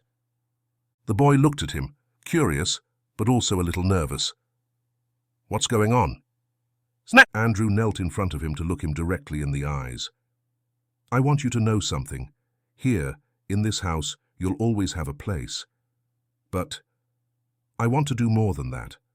I want you to be part of this family for real. I want to adopt you." Nico's eyes widened, and for a moment he didn't say anything. Andrew waited, giving him the time he needed to process what he had just heard. "Adopt me?" Nico finally asked, his tone a mixture of surprise and emotion. Andrew nodded. Yes, I want you to have a home, a name, and a family that will always be with you. I know I can't replace what you've lost, but I want you to know that you will never be alone again." Nico pressed the airplane to his chest, and tears began to fill his eyes. But this time, they were not tears of sadness, but of relief, of hope. Finally, he nodded slowly. "I'd like that," he said, his voice trembling but firm. Andrew hugged him, something he hadn't done since Nico arrived at the mansion. It was a simple gesture, but one full of meaning. They both felt that, despite everything they had lost, they had something that united them. That night, Andrew began preparing the necessary documents for the adoption. He knew it would be a long and complicated process, but he was determined to face it. For the first time in years, he felt he had a reason to look to the future. Meanwhile, Nico, in his room, was drawing something new. This time, it wasn't a train or an airplane, but a tree under which two figures were sitting together, with a third figure standing, slowly approaching. It was a drawing that spoke of union, hope, and a future they were both beginning to build together. The following days were filled with movement in the mansion. Andrew, determined to formalize Nico's adoption, contacted lawyers and began gathering the necessary documents. The decision had given him a sense of purpose he hadn't felt in years. However, despite his determination, one question continued to linger in his mind. Who was Nico really? Although his heart was fully committed to the child, he knew there were pieces of his past that still didn't fit. Julian, always diligent, continued investigating. Finally, one afternoon, he arrived with new answers. Andrew welcomed him into his study, where Julian placed a manila envelope on the desk. "This could change everything," Julian said with a serious expression. Andrew carefully opened the envelope. Inside, he found a document, a detailed report about the fire in the orphanage where Nico had been. As he read it, one detail caught his attention. Nico had not been brought to the orphanage as part of the regular adoption system. He had been rescued from another fire, years earlier, in an abandoned house. What took his breath away was the name associated with the report: Sydney James. "Sydney?" Andrew murmured, looking up at Julian. "My daughter?" Julian nodded slowly. "Yes. According to this report, Sydney was involved in rescuing Nico. It's not clear if she knew him before the fire or if she was just there by chance. But her name is linked to Nico's initial intake documents at the orphanage." Andrew felt the ground collapse beneath his feet. For years, he had believed that Sydney had died in the fire that also claimed Santiago. But now a new possibility emerged. What if she had survived? What if she had a connection to Nico that he didn't know about? "This can't be a coincidence," Andrew said, more to himself than to Julian. "If Sydney was involved with Nico, it means there's something more, something we haven't discovered." Julian looked at him attentively. "What are you going to do?" Andrew took a deep breath, trying to calm the emotions that overwhelmed him. "I'm going to search for answers. If Sydney is alive, I need to find her. And if she's not, I need to understand why Nico is so connected to my family." That night, Andrew sat with Nico in the main living room. The child was drawing, as usual, but Andrew noticed that his strokes were faster, as if he were trying to express something he couldn't put into words. After a moment, Andrew spoke. "Nico, I have something important to tell you." The child put down his pencil and looked at him, with a mixture of curiosity and nervousness. "Do you remember I told you that here, you will always have a home?" Andrew continued. Nico nodded. "Well, there's something more. I think you might be connected to my family in a way we didn't expect. My daughter Sydney might have had something to do with you before you arrived at the orphanage." Nico furrowed his brow, clearly confused. "Your daughter? You mean she knew me?" "It's possible," Andrew admitted, "but I'm not sure how.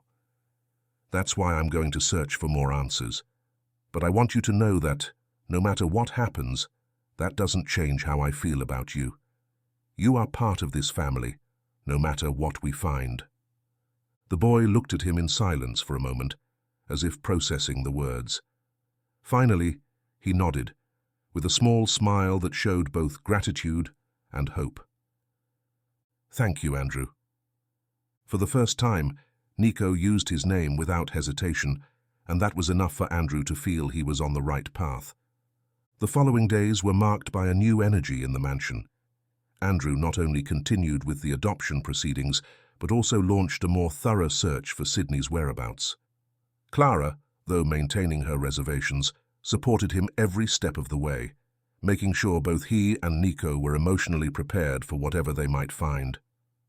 Meanwhile, Nico seemed more relaxed, more at peace with himself. Though the questions about his past were still present, the certainty that Andrew was willing to fight for him gave him a security he had never felt before. One afternoon, while Clara was preparing dinner, Andrew received a call from Julian. The voice on the other end was cautious, but there was a glimmer of excitement in his words. "Andrew, I think I've found something. There are records of a woman who matches Sydney's description, living under a different name. It could be her." Andrew's heart raced. Though he knew this might lead to nothing, the possibility that Sydney was alive gave him new hope, not only for himself, but also for Nico. "Send me the details. I'll go look for her." That night, as the mansion returned to silence, Andrew sat in his study, looking at Santiago's drawing notebook and Nico's new drawings. Though the road ahead was uncertain, for the first time in years, he felt he was closer to finding the peace he had been searching for. The morning was grey when Andrew prepared for the most important journey of his life. The details Julian had sent were brief, but enough. A woman matching Sydney's description, living in a small town a few hours from the mansion, under a different name. Andrew knew he had to approach her in person, even though uncertainty consumed him. Was she really his daughter? And if she wasn't? What if she was, but refused to see him? Clara, with a mix of concern and support, helped him get ready. "If you need anything, just call me," she said as she handed him a scarf. "And please, be careful." Andrew nodded, grateful for her constant presence. Before leaving, he said goodbye to Nico, who looked at him with a mixture of curiosity and fear. "Are you going to look for her?" the boy asked, referring to Sydney. "Yes, Nico," Andrew replied, kneeling to be at his height. "But no matter what I find, remember this. You and I are already a family. Nothing that happens will change that." Nico nodded slowly, his eyes showing a maturity beyond his years. "Okay. I hope you find her." The journey was silent. Andrew, sitting in the back seat of the car, mentally replayed the last words he had said to Sydney before the fire, the last argument they had had. The wounds were still fresh, even though years had passed. Now, with the possibility that she was alive, those memories seemed more relevant than ever. Finally, they arrived at the small town. Julian had given him the address of a cafe where Sydney worked, according to the reports. Andrew got out of the car and entered the place. His heart was racing as his eyes scanned the room. And then he saw her. She was behind the counter, serving coffee to a customer. Her hair was tied up, and there were lines on her face that hadn't been there before. But it was her. There was no doubt. Sydney, his daughter, was alive. For a moment, Andrew froze, unable to move. But then, gathering all his courage, he walked up to the counter. "Sydney," he murmured, his voice trembling. The woman looked up, and their eyes met. For a second, she seemed not to recognize him.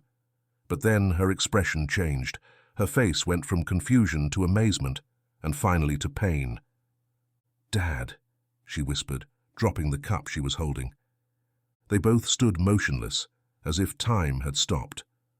Finally, Andrew extended a hand, and she took a step toward him. It was a hug that contained years of unspoken words, regrets, and lost love. Tears flowed uncontrollably as they both tried to absorb what was happening. "I thought you were dead," Andrew said, his voice breaking. I tried everything to come back, Sydney replied, but I was scared. Scared of what I would find, scared of not being welcomed. Andrew gently pulled away, looking her in the eyes. You'll always be welcomed, Sydney. You're my daughter. Nothing can change that. Hours later, they sat at a small table, away from the curious glances of other customers. Sydney began to tell her story. After the fire, she had managed to escape, but with physical and emotional wounds that left her lost. She had believed that Andrew would never forgive her for what had happened with Santiago, so she disappeared, assuming a new identity. But what about Nico? Andrew asked. How does he fit into all of this? Sydney took a sip of coffee before responding. After the fire, I met a little boy. It was Nico. He was in a terrible situation, and I couldn't abandon him. I tried to care for him, but things became complicated.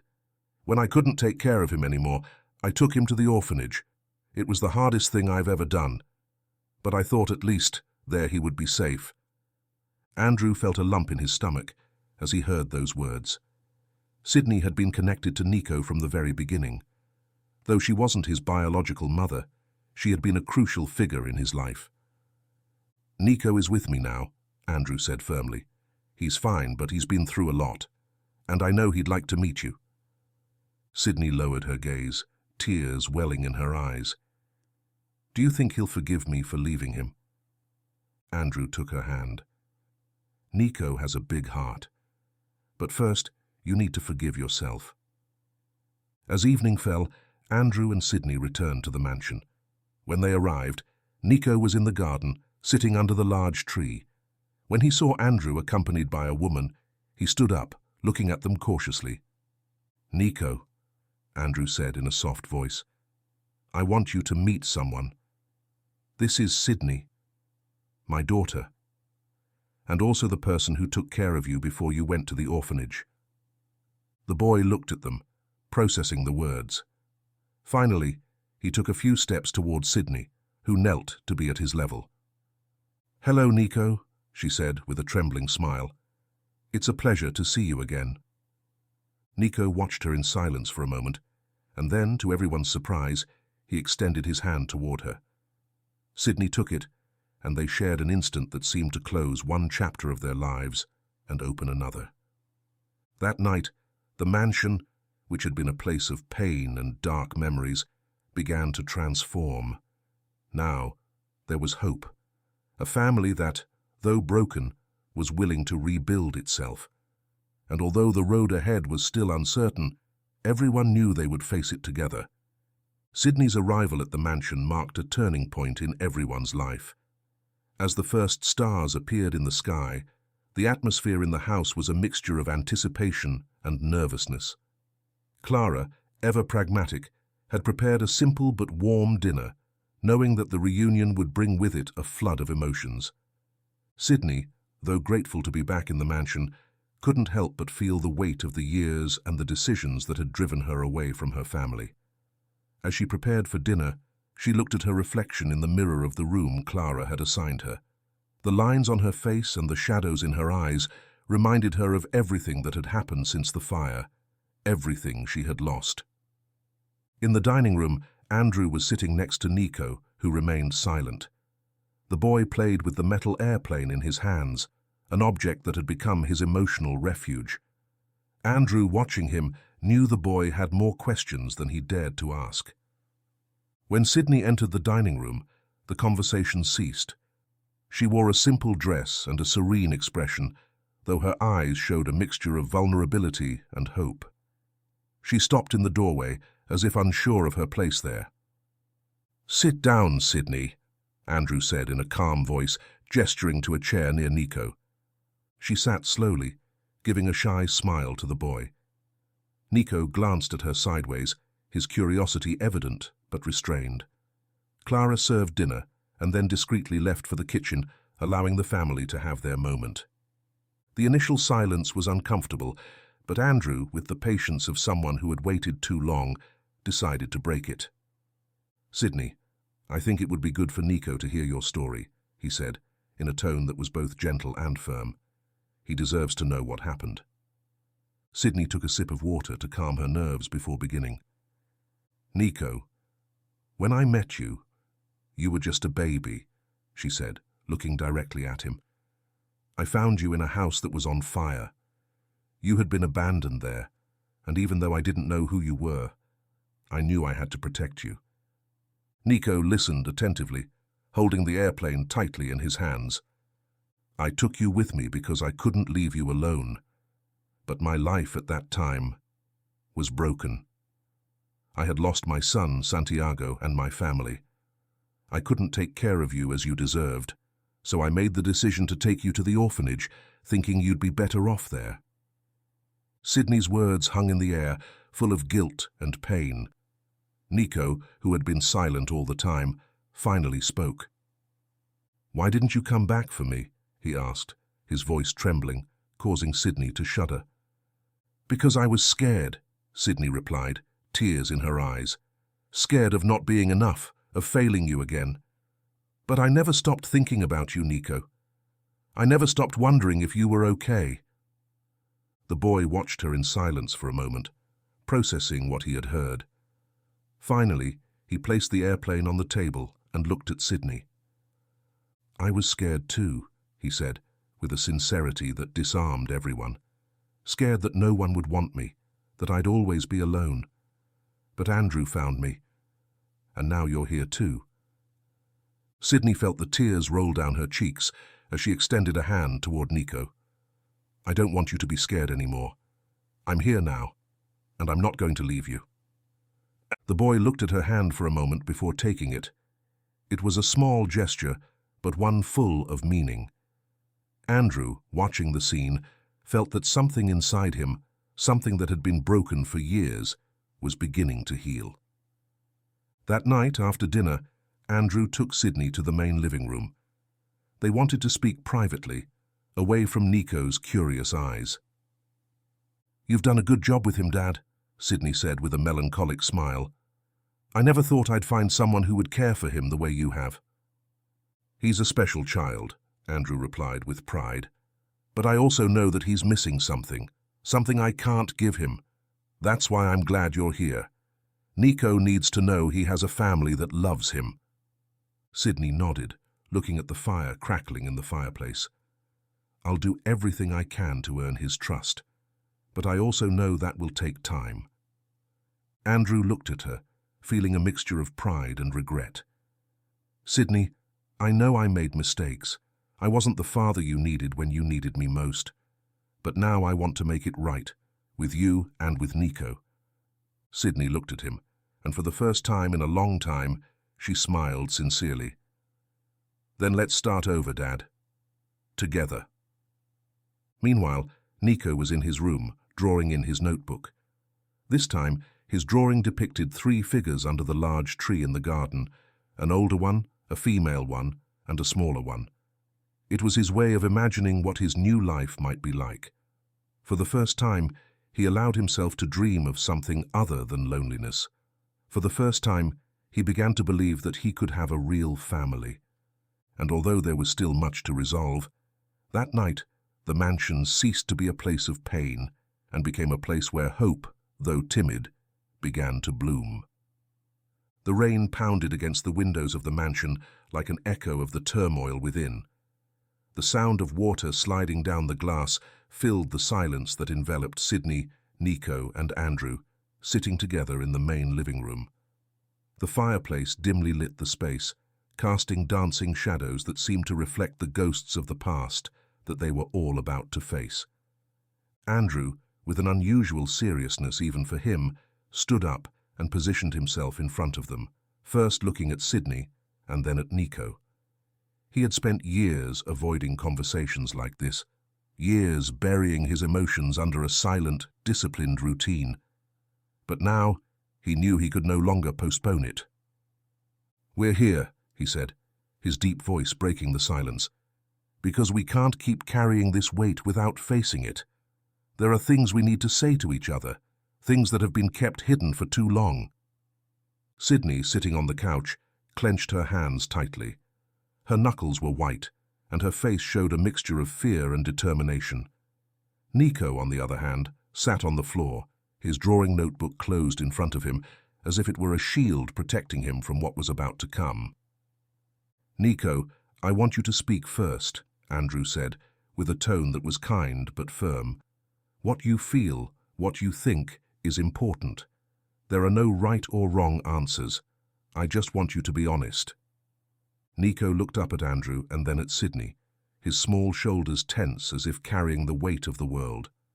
Finally, with a barely audible voice, he spoke. "I don't know if I can trust you," he said, looking directly at Sydney. The words fell like a lightning bolt in the room. Sydney gasped sharply, her eyes immediately filling with tears, but she didn't interrupt.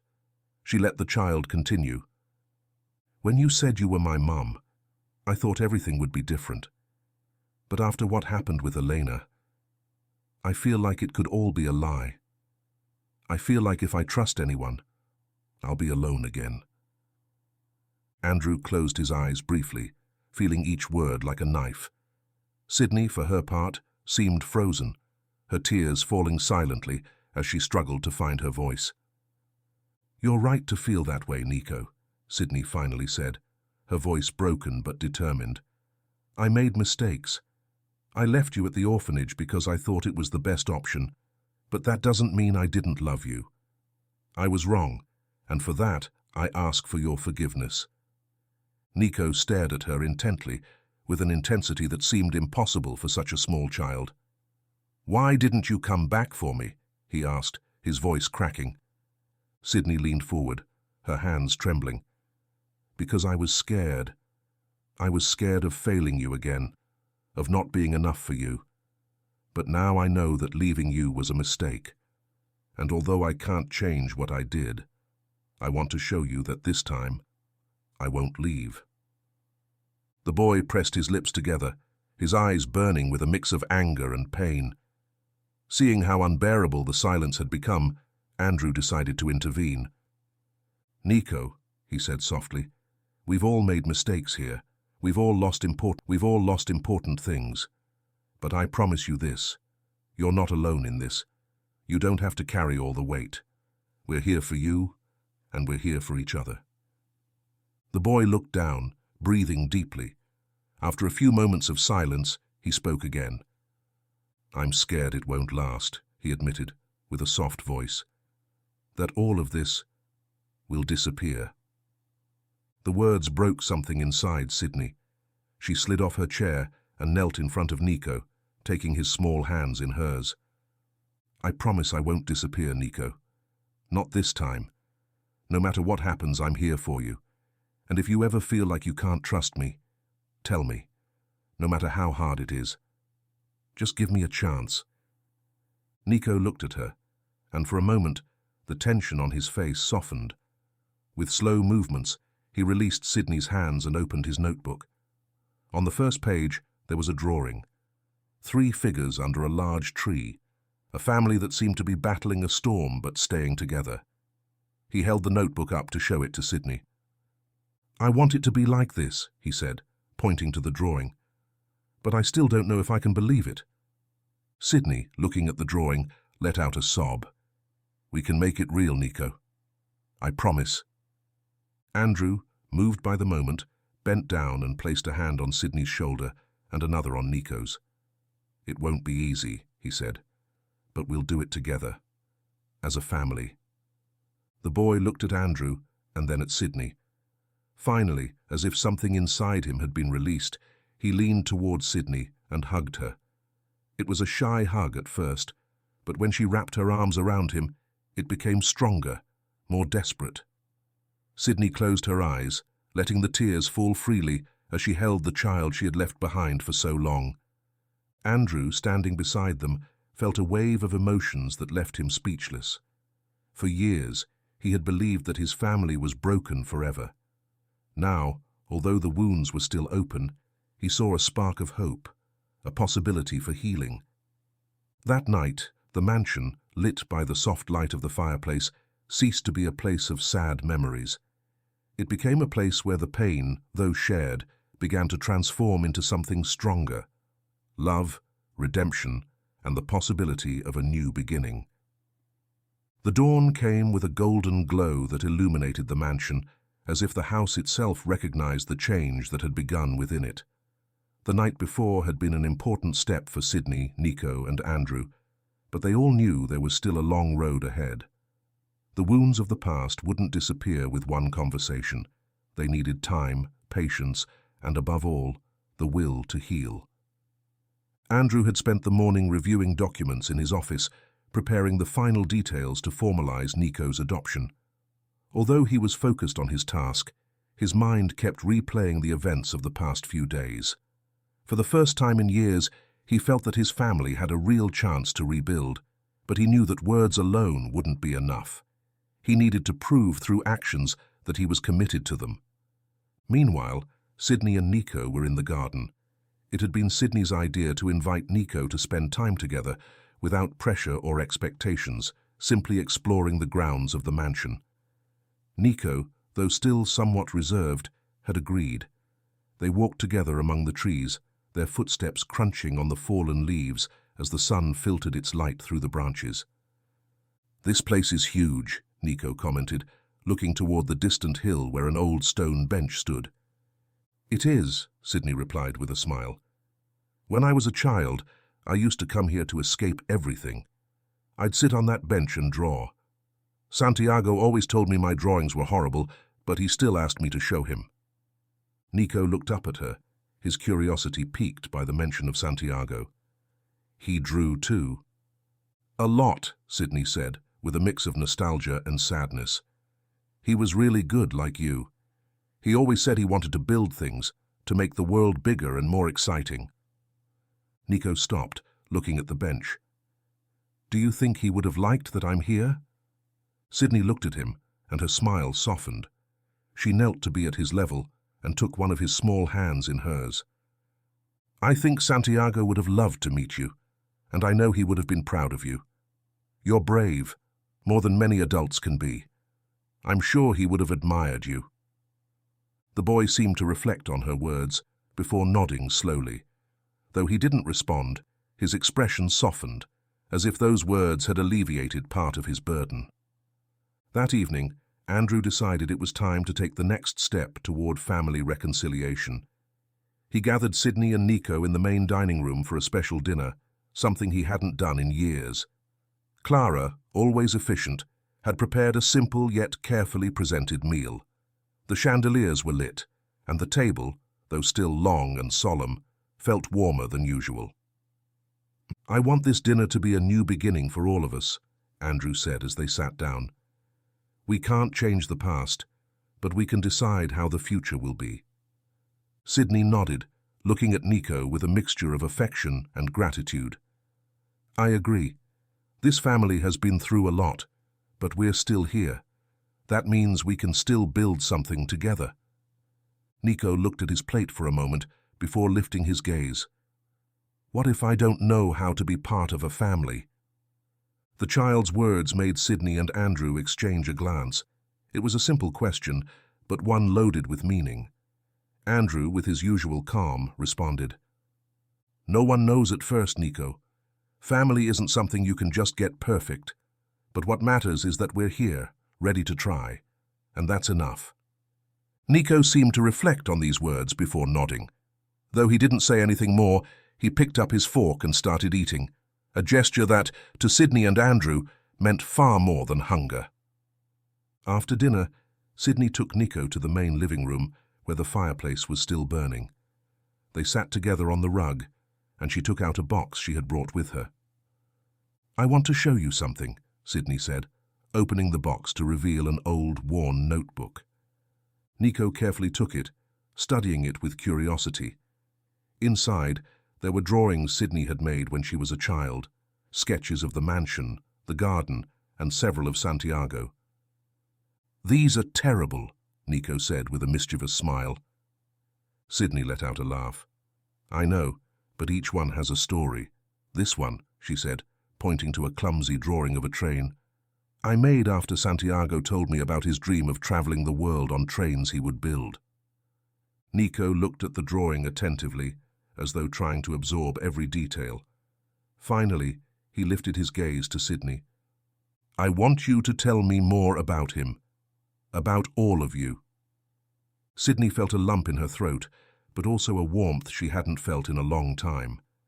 She nodded, starting to speak about her childhood, the happy days and the struggles, about Santiago, and what it had been like growing up in the mansion. Nico listened carefully, as though every word was a piece of a puzzle he had been trying to put together since he arrived. That night, as Sydney and Nico talked by the fireplace and Andrew watched them from his armchair, the mansion seemed more alive than ever. The shadows of the past were still there, but they were no longer an unbearable weight. Now, they were part of a story that they were all willing to rewrite together. The road to reconciliation wouldn't be easy, but for the first time, they all believed it was possible.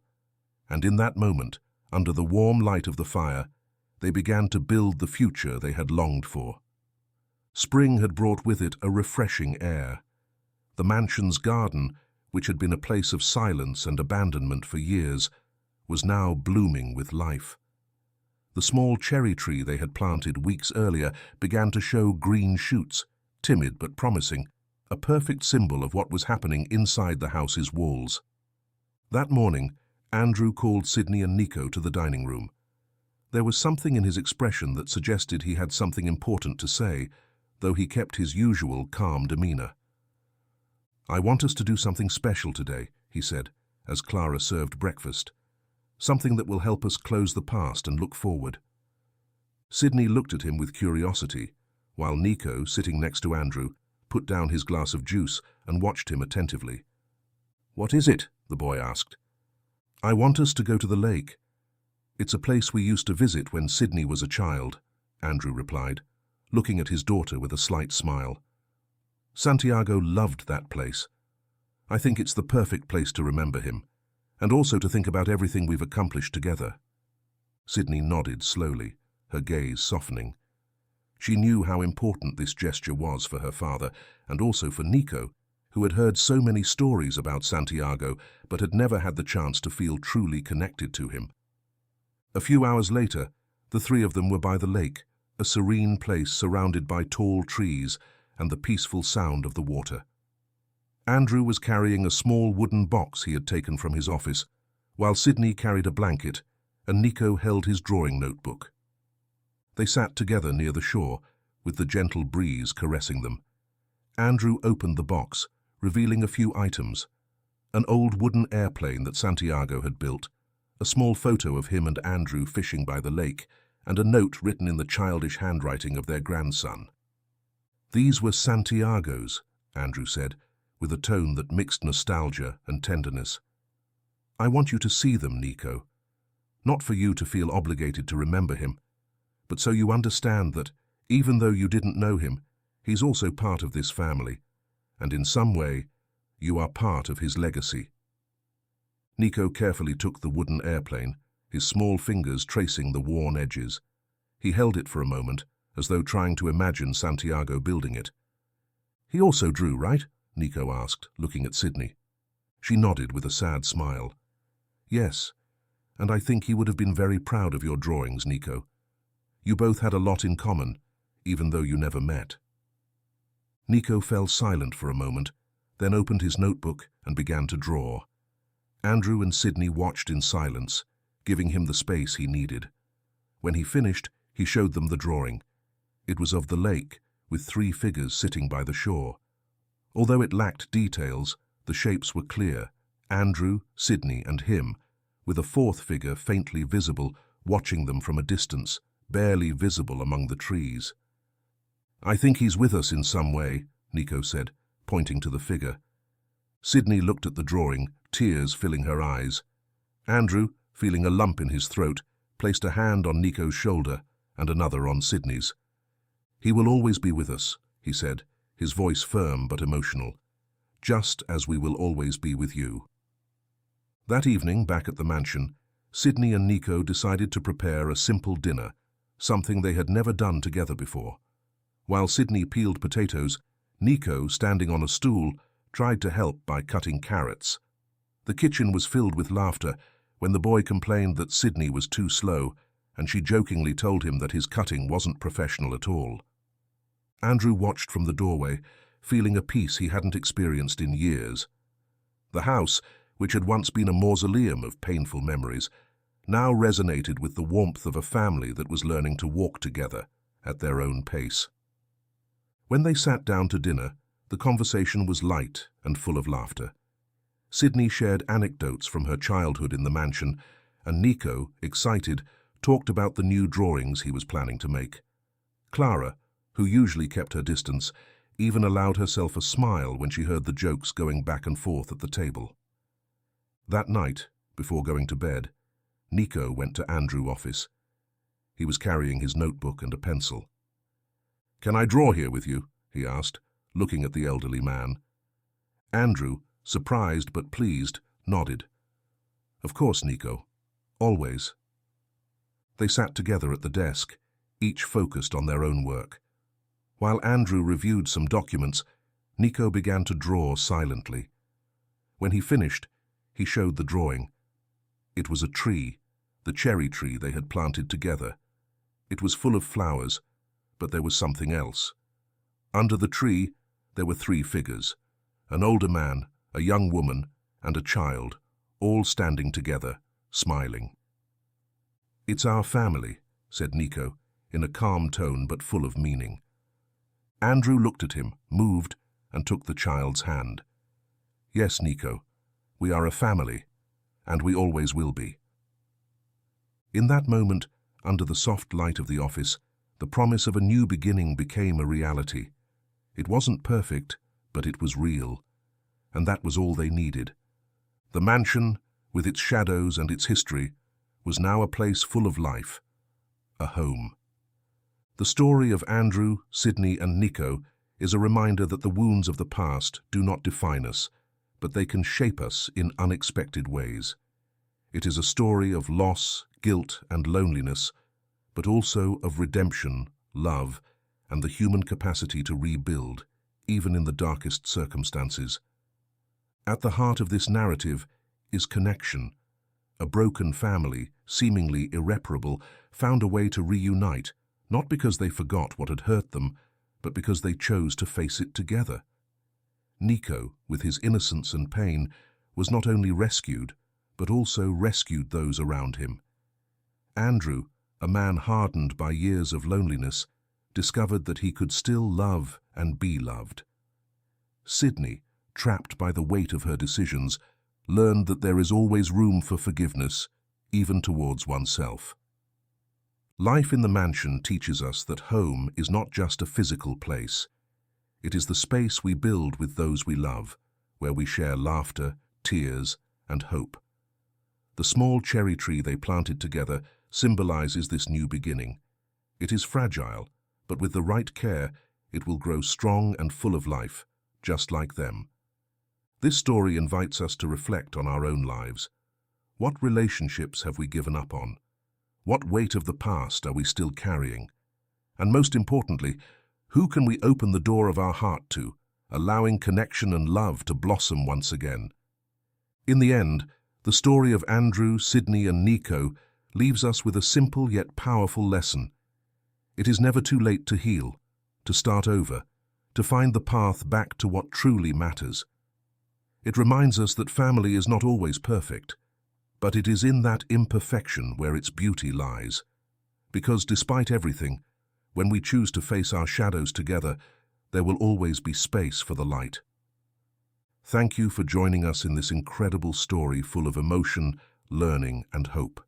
If you liked it, don't forget to leave a like, subscribe, and share it with someone who needs a little inspiration. See you in the next video. Goodbye.